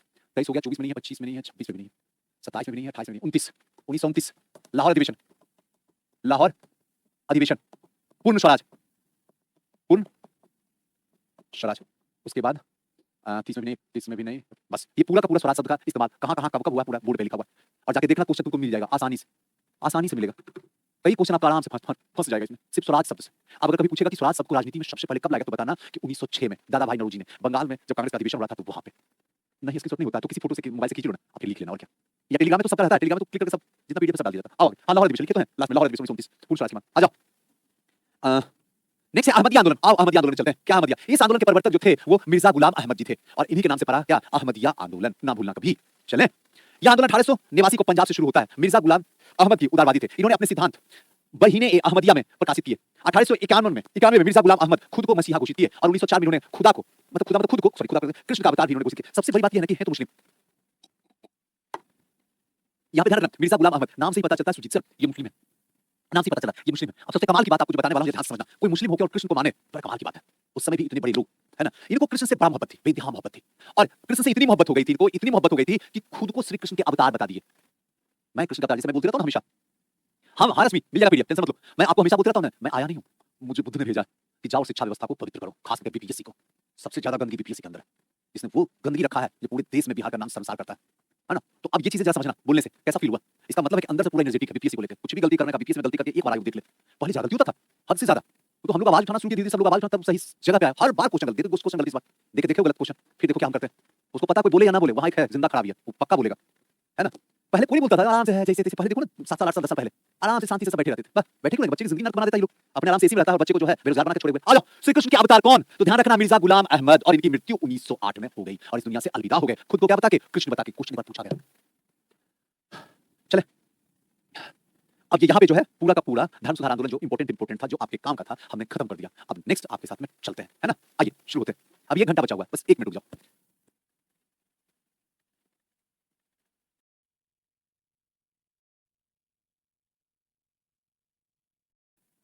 अरे नहीं यार, इसकी तबीयत स्वस्थ रहता बाबू, कहती है सर इतना पावरफुल मेडिसिन खा लेगा छुट्टी नहीं देंगे सर। ये सब काम हम नहीं करते हैं, चाहे कितना भी मैं पढ़ा लूं, मैं कभी दवा का सेवन नहीं कर सकता हूं, कभी जिंदगी में नहीं कर सकता हूं, चाहे कुछ भी हो जाए। दिमाग खराब मेरा हो गया, दवा लेकर पढ़ाएंगे। चलो आज संडे एंजॉय करते हैं, बहुत सही। सुजीत सर ना जिएगा ना जीने दीजिएगा हम लोग को, है ना? सबसे पहले नील आंदोलन, दो चीज है सुजीत सर, एक नील आंदोलन है और एक नील सत्याग्रह है, सॉरी चंपारण सत्याग्रह। चंपारण सॉरी मां, सत्याग्रह। सुजीत सर सत्यानाश तो आप कर दिए हैं, कितना बढ़िया मैच चल रहा है, आप क्लास लेके हम लोग का जीवन को नाश करके रखे हुए। कौन आपको दिमाग दे दिया हाँ क्लास देने का, है कि नहीं? कई लोग तो यही सोच रहे होंगे मन ही मन, हे भगवान किस तरीके से समाप्ति करें आप। सबसे पहले नील आंदोलन को देखते हैं। आखिर नील आंदोलन क्या था? नील आंदोलन दो हुआ बाबू, ध्यान से सुनिएगा। नील आंदोलन दो हुआ है। एक नील आंदोलन जो है वो सबसे पहला वाला जो है 1860 में बंगाल के नदिया जिले में हुआ है ना, नदिया जिले में हुआ और दिगंबर विश्वास और विष्णु विश्वास इन दो नेता थे, उनके नेतृत्व में हुआ है, ध्यान रखिएगा। अब रहा कि सुजीत सर जितने भी आंदोलन है, चाहे किसान विद्रोह हो या मजदूर आंदोलन हो, थैंक यू बाबू, ये दोनों का दोनों जो आंदोलन हो रहा है, इसको क्या क्या इसमें याद रखने का है? देखो 2-3 चीज बस याद रखो और कुछ नहीं। पहली बात है कि आंदोलन हो कहाँ रहा है, उसको पॉइंट आउट करना है। दूसरा, इसका नेतृत्व कौन कर रहा है, इसको ध्यान रखना है। और तीसरा, किस चीज के लिए आंदोलन हो रहा है उसको, बाकी चौथा कोई भी चीज नहीं देखने का, आराम से हो जाएगा। चलें। और एक आंदोलन नील सत्याग्रह जो हुआ है वो कहाँ पे हुआ है, तो हमेशा ध्यान रखना है वो चंपारण में हुआ, जो 1917 में हुआ, जिसको कभी नहीं भूल सकते। ये नील आंदोलन भूल जाते हैं, बाकी वहां समस्या नहीं, वहां फर्स्ट क्लास, आराम से निकल जाएगा। आपका कमेंट क्या पढ़े, आपका कमेंट सब रहता है बेवकूफी वाला, क्या पढ़े, काम का है तब ना पढ़ने मजा, पढ़ने के लिए तो सामने देखते हैं।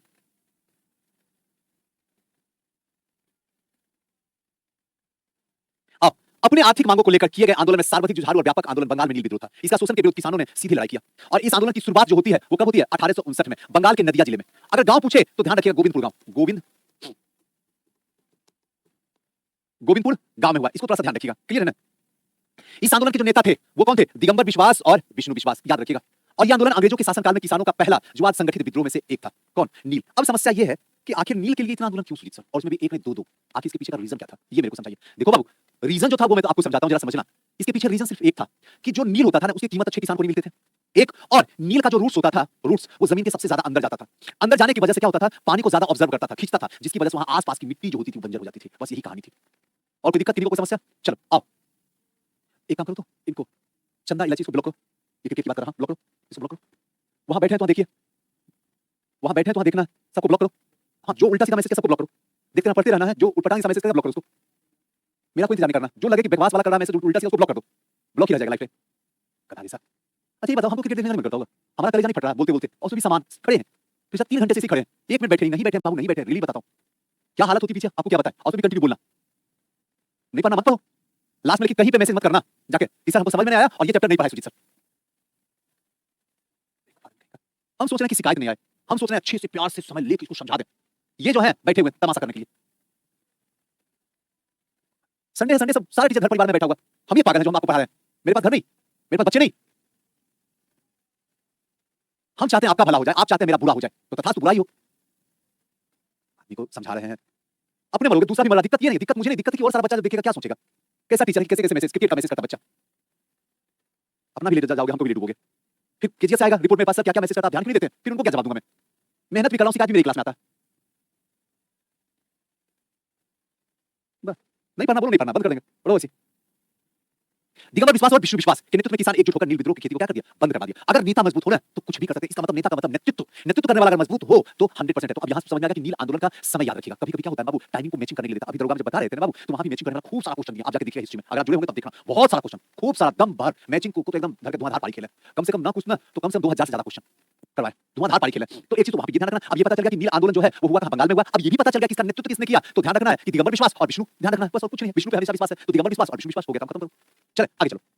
बंगाल में किसान अपनी बढ़िया उपजाऊ भूमि पर चावल उगाना चाहते थे और उनके जगह पर ये क्या करते थे, नील उत्पादक जो है नील बाध्य करते थे। 1860 में ये आंदोलन नदिया के मतलब ये सब जगह पे, इन लोगों का उद्देश्य क्या होता था, ये लोग चाहते थे ना कि हम उस क्षेत्र पे, उस जमीन पे क्या उगाएं, चावल उगाएं। और ये लोग जो अंग्रेज थे ये चाहते थे कि नील उगाएं, नील अपने फायदे के लिए उगाते थे, बात समझना। और किसान क्या चाहते थे कि हम यहाँ पे क्या उगाएं, ध्यान रखना, चावल, धान, है ना, गेहूं वगैरह वगैरह जो भी है वो उगाना चाहते थे। वही स्थिति 1917 में चंपारण सत्याग्रह भी हुआ, वहां भी किसान कभी नहीं चाहते थे नील, लेकिन नील जो है सबसे ज्यादा परेशान करते थे। किसान की एकजुटता के कारण 1860 के अंत तक बंगाल में नील की खेती पूरी तरीके से क्या कर दिया गया, बंद कर दिया गया। टाइमिंग 1860। क्लियर है? नील बगान के मालिकों का जो अत्याचार का खुला चित्रण दीनबंधु मित्र ने अपने नारद नील दर्पण में किया। तो ध्यान रखिएगा, नील दर्पण जब आप पढ़िएगा ना पुस्तक, तो उसमें जो चर्चा किया गया बंगाल के नील आंदोलन का चर्चा किया गया, ध्यान रखिएगा। और उसकी रचना किसने किया? तो दीनबंधु मित्र ने। किसका? नील दर्पण का। इंपोर्टेंट है, दिमाग में डाल लो जो बता रहे हैं। नील दर्पण, दीनबंधु मित्र, बस चर्चा क्या होगा? नील आंदोलन का। बस चले। नील आंदोलन भारत में बुद्धिजीवियों का सहयोग पाने वाला सबसे पहला व्यापक आंदोलन था। बुद्धिजीवी का, जो पढ़े लिखे समाज के लोग थे, उन सब ने भी एक साथ में सुर में आवाज लगाया कि ये गलत हो रहा है किसानों के साथ में बंगाल में। और सारे लोग देखते देखते क्या हो गए, एक साथ जुट हो गए। और पहला बार ऐसा आंदोलन भारत में हुआ जिसमें बुद्धिजीवियों का सबसे बड़ा और व्यापक आंदोलन में से एक था, सबसे पहला आंदोलन में से एक था। हमेशा याद रखिएगा। चले आगे।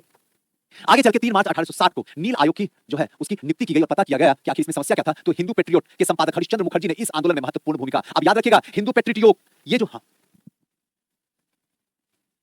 ठीक है, हाँ सोचने वाली बात जो लगे। चलो, आयोग के सुझाव पर यह अधिसूचना जारी की गई कि किसी भी रैयत को नील की खेती के लिए विवश नहीं किया जाएगा और सारे विवादों का निपटारा कानूनी ढंग से किया जाएगा। अब जो है जब आयोग बना तो आयोग का रिपोर्ट निकल के आया और ये कहा गया सारे नीलों से कि जबरदस्ती कोई भी किसी भी किसान से नील को नहीं उपजा सकता, काम खत्म करो। यही कहानी है और कुछ भी नहीं है। इतना याद रखना है और कुछ नहीं। हिंदू पेट्रियोटिक का संपादक कौन है? तो ध्यान रखना है कि हरिश्चंद्र मुखर्जी है। ये क्वेश्चन पूछा हुआ है, बस और कुछ भी नहीं है। यहाँ जो चर्चा होगी, यहाँ जो बातें होंगी, वो किसका होगा? नील आंदोलन के बारे में होगा। चले चलो आओ। नेक्स्ट आंदोलन जो होगा वो हमारा क्या होगा? पवना विद्रोह।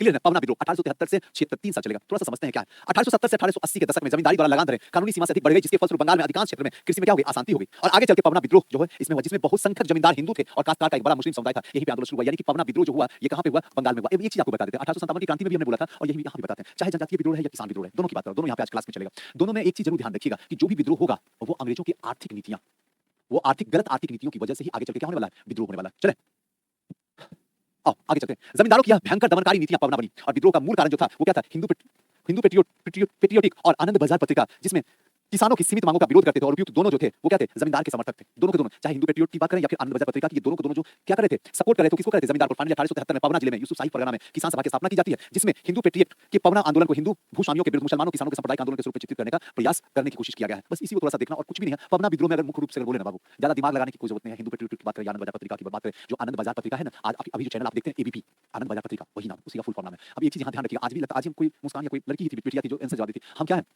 हम किसी भी हालत में महारानी का रैयत बनना पसंद करेंगे, लेकिन भारतीयों का नहीं। ये किसमें था? पवना विद्रोह में था, है ना। तो थोड़ा सा इसको ध्यान रखना। पवना के अतिरिक्त आंदोलन जो है ढाका में, त्रिपुरा वगैरह जगह फैला। पवना आंदोलन के प्रमुख नेता जो थे ईशान चंद्र राय और शुभम पाल तथा खोदी मल्ला। तो थोड़ा सा ध्यान रखिएगा, आंदोलन के जो नेता है उनको ध्यान रखिएगा। ईशान चंद्र राय को हमेशा भूलिएगा नहीं, ध्यान रखिए। इतना भी याद रहेगा तो आपका मामला निकल जाएगा। आंदोलनकारियों का नारा था हम महामहिम महारानी की और केवल उन्हीं का रैयत होना चाहिए, भारतीयों का नहीं चाहिए। ये किसमें था? पवना विद्रोह में था। ये पॉइंट याद रखिएगा। इसमें जितनी भी बातें हैं ना, इसमें ज्यादा अच्छे से बात वो नहीं समझो कि हर हर मतलब हर एक टॉपिक जो है पूरा कहानी की तरह आपको चलने वाला। यहाँ रटना पड़ेगा रितेश जी, यहाँ छोड़ दो। हर टॉपिक अगर वैसे हो जाए तो फिर बात ही तो इतिहास का तो वैल्यू खत्म हो जाएगा, फिर इतिहास को वैल्यू नहीं देगा। अंजलि बफरी बोला एक बार रीज्वाइन करो बाबू, रीज्वाइन करो हो जाएगा। इसलिए ध्यान रखो, यहाँ पूरा का पूरा आपको रटना होगा, दूसरा कोई रास्ता नहीं बता सकते। आपको बस ये याद रखना कौन सा आंदोलन कहाँ हुआ, और यही आज तक क्वेश्चन पूछा गया है। जाके देख लो। पहला आपको रटना ये होगा कि कौन सा आंदोलन कब हुआ है, याद करना होगा, उसमें मैं कुछ नहीं कर सकता हूँ। दूसरा कौन नेतृत्व कर रहे थे, उसको याद रखना है। और तीसरा कहाँ हुआ है, उसको याद रखना। चौथा कोई बात याद नहीं रखना। बताइए कैसे मैं बताऊँ इसको, जब तक मैं आप खुद पढ़िएगा, है ना, उसको याद ही करना, बाकी तो चीजें बता ही देंगे आपको। केंद्र सरकार के द्वारा पवना विद्रोह की जांच के लिए एक आयोग की नियुक्ति की गई, जिसकी सिफारिश पर 1885 में बंगाल में काश्तकारी अधिनियम पारित हुआ और इसके अंतर्गत किसानों को उनकी जमीन वापस मिल गई। और इस आंदोलन में अब देखो एक चीज है, क्या है काश्तकारी नियम, कानून क्या है, अब ये बताने की चीज है, इसको ऐसे छोड़ देंगे तो नहीं मजा आएगा। काश्तकारी अधिनियम क्या, काश्तकारी अधिनियम का मतलब क्या होता है आपको बताते हैं। काश्तकारी अधिनियम का मतलब ये होता है कि अब जमीन आप किसी भी हालत में आप किसानों से जबरदस्ती छीन नहीं सकते, तब तक जब तक किसान अपनी स्वेच्छा से आपको नहीं जमीन देता है, आप छीन नहीं सकते। चाहे कुछ भी हो, आपका कर्जा भी लिया हो, आपसे पैसा भी लिया हो, आपसे कुछ भी किया हो, मतलब कुछ भी है, आप ले नहीं सकते। आगे चलो नेक्स्ट। इस आंदोलन को बंगाल के बुद्धिजीवियों ने समर्थन दिया था, जिसमें बंकिम चंद्र चट्टोपाध्याय और आरसी दत्त, ध्यान रखिएगा आरसी दत्त, ये दो एक प्रमुख थे जिन्होंने पूरा सपोर्ट किया था इस पवना आंदोलन को। अब नेक्स्ट जो है मोपला, ये इंपॉर्टेंट है जी। मोपला ये कहां पे हो रहा है? केरल में। चले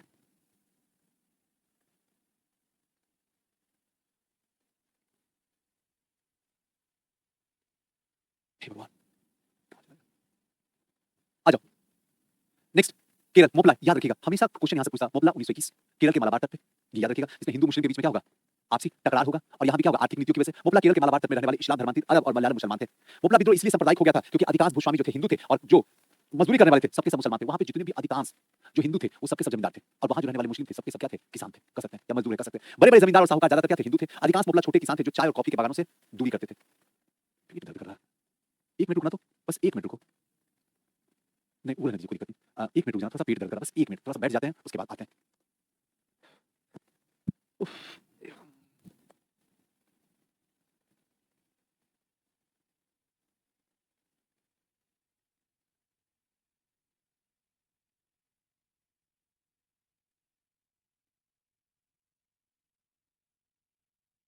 मालाबार उस समय मद्रास की प्रेसिडेंसी के अंतर्गत आता, तो उसकी जनसंख्या मुसलमानों में बहुमत थी और मोपला ये लोग क्या कहलाते थे? मोपला कहलाते थे, मुसलमान। ध्यान रखना, मुसलमान मोसे मोपला, याद रखना। जमींदार के साथ-साथ ब्रिटिश शासन ने भी मोपला किसानों को अपने कठोर शिकंजे में जकड़ना प्रारंभ कर दिया और इसके फलस्वरूप जो है मोपला ने क्या कर दिया? विद्रोह कर दिया। एक तो पहले जमींदार तंग कर रहे थे, तबाह कर रहे थे, जो सारे के सारे हिंदू थे। उसके साथ-साथ ब्रिटिश भी परेशान करना शुरू कर दिए, जिसकी वजह से आगे चल के मोपला विद्रोह भारतीय इतिहास में हुआ, जो 1921 में हुआ, जो केरल में हुआ, मालाबार तट पे हुआ, और जो विद्रोही करने वाले थे सब के सब कौन थे? मुसलमान थे। ये आंदोलन जो प्रेरित था वो किससे था? असहयोग आंदोलन से। बस काम खत्म। आगे चलें। ध्यान रखिएगा कि पहला मोपला विद्रोह 1836 में हुआ और दूसरा मोपला विद्रोह जो है 1921 में हुआ। जो क्वेश्चन जब भी पूछा जाएगा 1921 वाला पूछा जाएगा, 1836 वाला आपसे नहीं पूछा जाएगा। ध्यान रखिए, सूची से याद कैसे होगा? तो 18 का 18 18 दूना 36, 18 का 18 या 18 में जब 18 18 टू 36 ऐसे भी कर सकते हैं। 18 टू 36 तो ये भी आप कर सकते थे। मोपला विद्रोह पहला 1836 में, दूसरा जो है वो कब? 1921 में। ध्यान रखिएगा। आगे चलें। खिलाफत आंदोलन के नेता जो थे वो कौन थे? शौकत अली थे। ध्यान रखिएगा। और मोहम्मद अली, जिसको कहते हैं अली बंधु। कोई दिक्कत? किसी को कोई दिक्कत, कोई समस्या? मोपला विद्रोह के क्या किया था? समर्थन किया था। अली मुश्लियार खिलाफत आंदोलन के प्रमुख नेता में से थे। खिलाफत का थोड़ा सा कहानी है। किसान वस्तुतः साम्राज्य विरोधी और सामंतवादी विरोधी थे और ये ब्रिटिश शासन का अंत करके भारत में स्वतंत्र होना चाहते थे। द्वितीय मोपला विद्रोह का मूल कारण जो था कृषि जन असंतोष। द्वितीय और द्वितीय का कहानी क्या था? 1921 था। किंतु असहयोग आंदोलन, खिलाफत आंदोलन के आकस्मिक फलस्वरूप यह सांप्रदायिक राजनीतिक रूप का क्या कर दिया? धारण कर लिया। मोपला विद्रोह की उग्रता को देखते हुए सरकार ने सैनिक शासन की घोषणा के फलस्वरूप मोपला विद्रोह को क्या कर दिया गया? कुचल दिया गया। अब एक चीज ध्यान रखना है यहाँ पे, मोपला विद्रोह में ज्यादातर जो थे वो क्या थे? मुस्लिम थे। मोपला विद्रोह हुआ कहां था? अक्सर पूछा जाएगा, तो आप बता दीजिएगा कि सूची से केरल के मालाबार तट पे। और एक चीज ये भी बता दीजिएगा कि मोपला विद्रोह जो है किससे प्रेरित था? तो असहयोग आंदोलन से प्रेरित था। काम खत्म। बस इतनी बातें आपको होनी चाहिए। चंपारण का नील सत्याग्रह। आइए थोड़ा सा चंपारण से कौन कौन है भाई? है ना? लेकिन जो भी को मजा आता है चंपारण में। चंपारण जाते हैं तो दिल खुश हो जाता है, रियली बताते हैं, है कि नहीं? बाकी सब जगह जाते हैं, सब जगह अच्छा है, ये सब जगह अपने ही घर जैसा लगता है, लेकिन वहां जाके दिल बड़ा एकदम खुश हो जाता है। जितने भी होंगे चंपारण वाले सब कहेंगे सुजीत सर आज कुछ अच्छा बात आप बोले हम लोगों के लिए, है ना? चलो अब चलें। अब नेक्स्ट चलते हैं। यहाँ पे बात किसकी? चंपारण का नील सत्याग्रह। भारत में गांधी जी के नेतृत्व में यह आंदोलन क्या किया गया? शुरू किया गया। और कहा जाता है कि भारत में पहला सत्याग्रह गांधी जी के द्वारा। पहला सत्याग्रह किनके द्वारा? गांधी जी के द्वारा। अगर मैं पूछूं कि गांधी जी के द्वारा दुनिया में पहला सत्याग्रह कहां हुआ, तो आप क्या बताइएगा? ध्यान रखिएगा, दक्षिण अफ्रीका में पहला सत्याग्रह हुआ है। क्लियर है? कोई दिक्कत, कोई समस्या किसी को भी? चलें।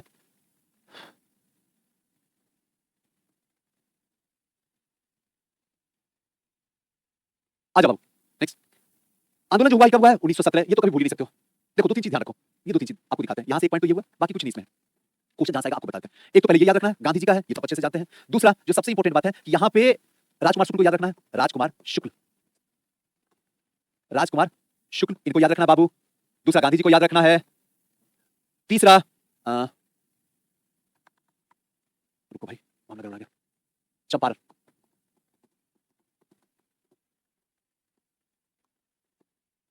गांधी जी तो याद ही रहेंगे, राजकुमार शुक्ल याद ही रहेंगे। राजकुमार शुक्ल। तीसरा सविनय अवज्ञा आंदोलन, कलर बदलो तब समझे। सविनय अवज्ञा आंदोलन। कुछ चीजें पहली बार पढ़ेंगे ना आपको, हे भगवान ये कहां से आया? सूची से सविनय अवज्ञा आंदोलन कहां से लाए? कहां से कहां जोड़ दिए? उसके बाद चंपारण, एग्रियन कमिटी, उसके बाद तीन कठिया पद्धति 3/20, उसके बाद हाँ महात्मा की उपाधि, महात्मा की उपाधि। उसके बाद और क्या हो सकता है यहाँ पे? पहला सफल सत्याग्रह, पहला सफल सत्याग्रह। चलो बस इतना ही क्वेश्चन आएगा, जाओ इससे बाहर नहीं आएगा क्वेश्चन। अब कैसे इसको सिखाते हैं, सीखो। चंपारण सत्याग्रह आंदोलन किस लिए हुआ भाई? कुछ नहीं, सूची से तीन कठिया पद्धति है, सिंपल सा। तीन कठिया पद्धति पहली बार सुनने के लिए मिला। तीन कठिया मतलब तीन कट्ठा, यानी कि 20 कट्ठा बराबर 1 बीघा, और 20 कट्ठा में 3 कट्ठा पे नील का खेती करना अंग्रेजों ने अनिवार्य कर दिया। इसको कहा गया तीन कठिया पद्धति। पहले तो मुझे ये समझाना है आपको। कोई दिक्कत, किसी को कोई समस्या? चले, किसी को कोई दिक्कत? इसको कहते हैं तीन कठिया। एक बार क्वेश्चन बीपीएससी पूछा था, उसमें 20/3 ऑप्शन दिया था। यहाँ पे 20/3 लोग 20/3 कर भाई। पी वाई क्यू के फॉर्म में कब क्यू पी जो है वो ज्यादा रहा? जब भी रहेगा क्यू से क्या रहेगा? वो हमेशा कम रहेगा। नहीं तो फिर उसका आंसर जो है कहां जाएगा? इनफिनिटी में गुरुदेव चल जाएगा, है कि नहीं? तो इसलिए ध्यान रखना, इतिहास है, यहाँ मैथ्स भी हम पढ़ा देंगे, पाइथागोरस पर में लगा देंगे, न्यूटन का लॉ लगा के आपको समझा देंगे, आप मत घबराओ। अभी रुको तो सही। चलो अब तो तीन कठिया पद्धति हो गया, यानी कि 1 बीघा में 3 कट्ठे पे नील का खेती करना अनिवार्य कर दिया गया। अब दूसरा क्वेश्चन यहाँ सूची से तो दिक्कत क्या था? इंडिगो में क्या समस्या था? इंडिगो में समस्या था जब इंडिगो लगाना शुरू कर दिया, जिसकी वजह से क्या हो गया? भूमि बंजर होना शुरू हो गई। और बंजर जब भूमि होना शुरू हो गई तो ये चीजें जो है किसानों के दिमाग में चढ़ना शुरू हो गया और इन्होंने विरोध करना शुरू किया, तीन कठिया पद्धति गलत है। चले आगे बढ़े। अब इस चीज को समझना। अब जब ये बात समझ में आई तो एक चीज समझ में आ गया कि यहाँ पे जो है किसानों का शोषण हो रहा है। और ये बात राजकुमार शुक्ल को समझ में आया। राजकुमार शुक्ल जो है 1916 के लखनऊ अधिवेशन में जाते हैं, वहां जाते ही उनको मुलाकात होती है गांधी जी से। गांधी जी से बोलते बाबा ऐसी बात है, देखिए वहां पे किसानों का शोषण होता है। हिंदुस्तान में हर जगह शोषण हो रहा है, लेकिन यहाँ पे कुछ ज्यादा हो रहा है। उसके बाद यही चीज देखने के बाद गांधी जी बोलते हैं कि ठीक है तुम जाओ राजकुमार। हम आते हैं, जब यहाँ पे आए चंपारण में तो वही आपबीती उनको देखने के लिए मिला जो 1916 में राजकुमार शुक्ल ने बताया था। सेम दृश्य दिख रहा था। कोई दिक्कत, कोई समस्या? अब राजकुमार शुक्ल के बाद यहाँ पे जब जाने लगे तो उनको क्या है? पहले पटना, पटना के बाद मुजफ्फरपुर, फिर तिरहुत वाला इलाका से होते हुए जब वो पहुंचते हैं कहां पे? चंपारण पहुंचते हैं, तो वहां का जिलाधिकारी उनको रोकता है। बाबा बोलते हैं आज मैं रुकने वाला नहीं हूं किसी भी हालत में, मुझे बस देखना है चंपारण को। तो रिक्वेस्ट कर, वो रोकने की कोशिश करता है। गांधी जी क्या करते हैं? विनय पूर्वक उनकी आज्ञा की अवहेलना करते हैं और जबरदस्ती चंपारण में घुस जाते हैं। और कहा जाता है भारतीय इतिहास में, थोड़ी सी गहराई वाली बात है, कहा जाता है भारतीय इतिहास में सबने अवज्ञा आंदोलन की नींव या बीज जो पड़ी थी वो चंपारण सत्याग्रह में पड़ी थी, बस पता नहीं चला था किसी को। तो इस चीज को ध्यान रखिएगा। और आगे चलने के बाद फिर क्या हुआ, जब इनके ऊपर एफआईआर हुआ उसके बाद पता चला कि जो ये तीन गठिया पद्धति है वो गलत है। फिर एक कमेटी का गठन होता है जिसको कहा जाता है भारतीय इतिहास में चंपारण एग्रीमेंट कमेटी, और उसमें एक सदस्य के रूप में गांधी जी को भी रखा जाता है। और फिर पता चलता है कि तीन गठिया पद्धति जो था सच में किसानों का शोषण ही शोषण करता है। आगे चलकर तीन गठिया पद्धति क्या होगी, समाप्त होगी। पहली बार गांधी जी का सत्याग्रह था, पहली बार सफलता लग गई। और वहीं पे इनको क्या है, महात्मा की उपाधि भी दिया गया था गुरुदेव के द्वारा, है ना। मोहनदास करमचंद गांधी जो थे उसके बाद वहां के बाद हो गए महात्मा गांधी। आगे बढ़े, कोई दिक्कत कोई समस्या? आओ चलो, यही सब बातें यहाँ भी है ना। चंपारण मामला बहुत पुराना था, 19वीं सदी से ही गोरे जो मालिक थे वो इस व्यवस्था के अंतर्गत थे। किसान भी नील की खेती से छुटकारा पाना चाहते थे किंतु अनुबंध से छुटकारा नहीं पा सकते थे, ऑलरेडी कर्ज उठा चुके थे। अंग्रेज बागान मालिकों किसान से भारी लगान, वस्तुतः परिणाम स्वरूप जो है यहाँ विद्रोह क्या हुआ, भड़क गया। 1916 के लखनऊ के कांग्रेस अधिवेशन के दौरान चंपारण में किसान राजकुमार शुक्ल जो है गांधी जी को आने का निमंत्रण देते हैं 1916 में। अब जरा ये बताना कि 1916 का लखनऊ अधिवेशन में होता है, इसकी अध्यक्षता कौन करते हैं, बताओ नाम। कोई दिक्कत बाबू, किसी को कोई समस्या हो तो बताना। चले, अब एक चीज समझना, यहाँ पे जो 1916 है ना, साइड में कहीं पे लिख लेना, दिक्कत नहीं होगा, है ना। अंबिका चरण मजूमदार, हाँ सुनिए, वेरी गुड बाबू, सुपर, वाह वेरी गुड। चलो आओ, इस कमेटी की सलाह पर तीन गठिया पद्धति को क्या किया गया, समाप्त कर दिया गया। गांधी जी ने चंपारण पहुंचने पर वहां के कमिश्नर से जिला छोड़ने का आदेश दिया गया, लेकिन आदरपूर्वक इनको इनकार कर दिया। और इसीलिए यहाँ पे जो बातें चलती है वो किसकी चलती है, यहाँ जो बातें चलती है सुजीत सर सबने आंदोलन की नींव यहीं पे एक नया पॉइंट आपको बताया, ध्यान रखिएगा। सबने आंदोलन की नींव जो है चंपारण सत्याग्रह में ही डाल दिया गया था। अरे ये क्या भाई, ये ध्यान रखिए, मुकला विद्रोह नहीं है, ये लिखा गया गलती से, ये चंपारण सत्याग्रह का कहानी है। वही सोचे क्या है। आओ, चंपारण सत्याग्रह के कुशल नेतृत्व से प्रभावित होकर गुरुदेव ने किनकी उपाधि, महात्मा की उपाधि दिए। किसको दिए, अगर मैं पूछूं किसको दिए तो गांधी जी को। मेरे को बस एक बात बता दो कि राजा की उपाधि, राजा राममोहन राय को राजा की जो उपाधि दी वो कौन दिया, कमेंट करके मेरे को बताओ, तब मैं जानूं कि हाँ पढ़ रहे हो। चलो चले, अंत में सरकार विवश होकर किसानों की बदहाली का सर्वेक्षण करने के लिए तैयार होता है। और यहाँ पे गांधी जी के सहयोगी जो है, चाहे ब्रजकिशोर की बात हो जाए, राजेंद्र बाबू की बात हो जाए, महादेवी देसाई की बात हो जाए, नरहरि पारिक की बात हो जाए, या फिर जेबी कृपलानी जो थे, ये सब क्या थे, प्रमुख थे। चंपारण के बाद खेड़ा, ध्यान रखिएगा, चंपारण के बाद खेड़ा, दूसरा खेल जो होगा खेला में होगा, जो कहां गुजरात में। किसानों की दुर्दशा को लेकर 1918 में एक आंदोलन चलता है। फसल खराब होता है लेकिन फिर भी कर कम नहीं करता अंग्रेज, और इसी के खिलाफ जो है खेड़ा सत्याग्रह भारत का पहला वास्तविक गांधीवादी सत्याग्रह में से एक था। ध्यान रखिएगा, पहला गांधीवादी सत्याग्रह में से एक था कौन, खेड़ा। खेड़ा हुआ कहां था, तो ध्यान रखना है गुजरात। कब, 1918, मत भूलना। गांधी जी ने 22 मार्च 1918 को खेड़ा सत्याग्रह लिया और इसका नेतृत्व अपने हाथों में लिया। 1917-18 में फसल खराब होता है और जिससे पट्टीदार जो होते हैं किसानों को सरकार से लगान की राहत की मांग करते हैं, लेकिन सरकार इस पे ध्यान नहीं देता। बोलता है लगान में कुछ माफ कीजिए, अकाल पड़ गया, सुखाड़ पड़ गया, सुनामी आ गई है, कुछ तो कीजिए, कुछ तो माफी कीजिए। लेकिन फिर भी उनको कोई माफी नहीं दिया जाता है। और अंततः जो है क्या होता है, आंदोलन शुरू होता है, विवश होकर सरकार जो गोपनीय दस्तावेज जारी करता है और उसी समय वसूला गया। उसके बाद धीरे धीरे करके क्या हुआ, ये आंदोलन जो है गांधी जी का सक्सेसफुल आंदोलन में से एक हुआ। गुजरात में खेड़ा सत्याग्रह की महत्वपूर्ण भूमिका जो है वो गांधी जी ने किया था, क्लियर है। और गांधी जी के अतिरिक्त धीरे धीरे सरदार वल्लभ भाई पटेल, विठल भाई पटेल, इंदुलाल याग्निक इस आंदोलन में भी जो है क्या है, महत्वपूर्ण भूमिका निभाई थी। किसमें, खेड़ा सत्याग्रह में। बस इससे ज्यादा आपको कुछ भी नहीं करना, बस इतना ही ध्यान रखना। नेक्स्ट है बारडोली, कभी ना भूलिएगा, ये टाइमिंग 1928 में है। और यहाँ एक चीज ध्यान रखिएगा, सरदार, सरदार जो इंपोर्टेंट है बस उतना याद रखना, सरदार की उपाधि किनके द्वारा, महिलाओं के द्वारा। किनको दिया गया है, वल्लभ भाई पटेल, लौह पुरुष, उनको दिया गया। चले, गुजरात का बारडोली सत्याग्रह पूरे राष्ट्रीय आंदोलन के दौरान सबसे संगठित और व्यापक और सफल कृषक आंदोलन में से एक था। कौन सा, बारडोली। कोई दिक्कत बाबू किन्हीं को, कोई समस्या हो तो बताना। या स्पीड जरूरत ही नहीं है, स्पीड नहीं बता रहे हैं अब, क्योंकि तब बचा हुआ कुछ नहीं है, बस एक दो पेज और बचा हुआ है और इसमें कुछ बताने की जरूरत, जहां से जो क्वेश्चन आएगा बस उसको ध्यान रखना। बाकी पूरा कहानी नोट्स तो आपको मिल जाएगा। तो नोट्स जब मिलेगा जो जरूरत का चीज है, जैसे अभी आपको बताया खेड़ा में, है ना, पहला गांधीवादी आंदोलन में से एक इंपोर्टेंट बात निकल गया। 1918 में हुआ, ये याद रखना है। गांधी जी द्वारा आंदोलन किया गया, ये याद रखना है। उसी तरीके से जब बारडोली सत्याग्रह पूछेगा, हर बार बार घटना चक्र उठाइए, वहां भी हर जगह क्वेश्चन बस एक ही चीज पूछा जाता है, बारडोली सत्याग्रह कब हुआ है, आप इसको याद रखिएगा। दूसरी बात ये याद रखना है कि वल्लभ भाई पटेल को सरदार की उपाधि जो है, यहाँ की महिलाएं खुश होकर, बारडोली है कहां पे, गुजरात में है, वो दिया। और इसकी वजह से कुछ है ही नहीं, तब तो क्या बताएं आपको। चलिए आगे, और है ही कुछ भी नहीं, जितनी बातें आपको बोल के बता रहा हूं वही चीज यहाँ पे लिखा हुआ है, तो लिखा हुआ फिर से रीडिंग करें। और कोई बात नहीं, आप कहिए मैं 5 मिनट खड़ा रहूंगा क्लास लेने के लिए, आप टेंशन मत लीजिए। ऐसा थोड़ी मैं भाग रहा हूं ना, कभी जिंदगी में पढ़ाई से कभी नहीं भागेंगे। मैं वही इंसान हूं, शायद आप जानते होंगे या नहीं जानते होंगे, मेरे को पता नहीं है। जब रात में घड़ी में 9 बजता था तो पूरे शहर में सुनामी चलती थी, और सुबह 6 बजे तक लगातार खड़ा एक सांस पे, ऑनलाइन और ऑफलाइन दोनों में बच्चा बैठा था। किसी की हिम्मत नहीं होती थी कोई सो के दिखा दे। मेरी क्लास में जो 9 बजे से शुरू होता था, सुबह 6 बजे तक जाते जाते पूरा आधुनिक भारत खलास। और उसमें भी क्या, लिख लिख के, पीडीएफ से लिख लिख के पढ़ा दिया पूरा आधुनिक। बच्चा एक हिल नहीं सकता, हिम्मत नहीं कि उठ निकल जाए। और यही रीजन रहा कि सब कहीं ना कहीं सिलेक्टेड अधिकारी बना हुआ। मैं झूठ नहीं बोलता हूँ, ऑनेस्टली कहता हूँ, गॉड प्रॉमिस। और आपको देखता हूँ तो अजीब सा चिट्ठी दे दीजिए, चिट्ठी दे दीजिए। बेरोजगारी में भी छुट्टी मांगते हैं, छी। आओ आगे चलते हैं। तो ये बारडोली को थोड़ा सा क्या करना है, ध्यान रखना। इस आंदोलन में पट्टीदार जातियों में केवल भूस्वामी किसान नहीं थे, बल्कि इसके अंदर जो है वो सारे भी जनजाति लोग जो है इसमें भाग लिए थे, है ना। अब यहाँ पे थोड़ा सा ध्यान रखिएगा, कलीपुरा जो कि काले लोग होते थे, बारडोली तालुक का एक जनजाति था जिसकी स्थिति बहुत दयनीय थी। और क्षेत्र में इसकी आबादी जो थी, इस क्षेत्र में किसमें, बारडोली में जो थे काले लोग जो थे वो 60% थी। 1927 में आयोजित कालीपुरा सम्मेलन के अध्यक्ष जो है वो कौन के थे, गांधी जी के थे। ये पॉइंट याद रखना बाबू। बारडोली सत्याग्रह के समय भारत का वायसराय जो था वो कौन था, इरविन। एक क्वेश्चन और तैयार इरविन। और आपको ऐसे बता देंगे, मत घबराइए, टेंशन मत लीजिए। आज तक किसी को भी गवर्नर, गवर्नर जनरल, वायसराय नहीं याद हुआ है। आपको प्रॉमिस करते हैं, प्रॉमिस, एक चीज याद करवा देंगे। और यही कल क्लास में याद कर लीजिएगा, और लिख के पीडीएफ से लिख के बोर्ड पे लिख के, और जैसे हम याद के वैसे तुम्हारे दिमाग में जाकर डाल देंगे। अगर यकीन नहीं है ना तो आप 1905 से लेके 1950 तक में जो भी दरोगा वाला बैच में होगा उससे पूछ लेना, बता देगा। जहां से पूछोगे वहां से क्वेश्चन पूछेगा। 1905 मिनटो द्वितीय से शुरू होता है और 1950 सिया चक्रवर्ती राजगोपालाचारी तक, जहां से पूछोगे, जिस गवर्नर जनरल से, वायसराय से पूछोगे, सब जवाब देगा बच्चा, जाकर पूछ लेना। और मात्र घड़ी देख के 7 मिनट में सिखा दिए, झूठ नहीं बोलते। और जो होगा वो देखिए, जानता ही होगा, बता ही दिया, बोर्ड पे लिख के बता दिया, लिख के पूरा। इसे टेंशन लेना नहीं है, एकदम निश्चिंत रहो। तो इसी को ध्यान रखना कि यहाँ पे क्या है, इरविन का टाइमिंग है ना। 26 से लेके 31 तक इरविन का टाइमिंग होता है। और ये टाइमिंग जो चल रहा है 27 चल रहा है, ये इरविन का है। गांधी भी समझौता आप अच्छे से जानते होंगे, है ना?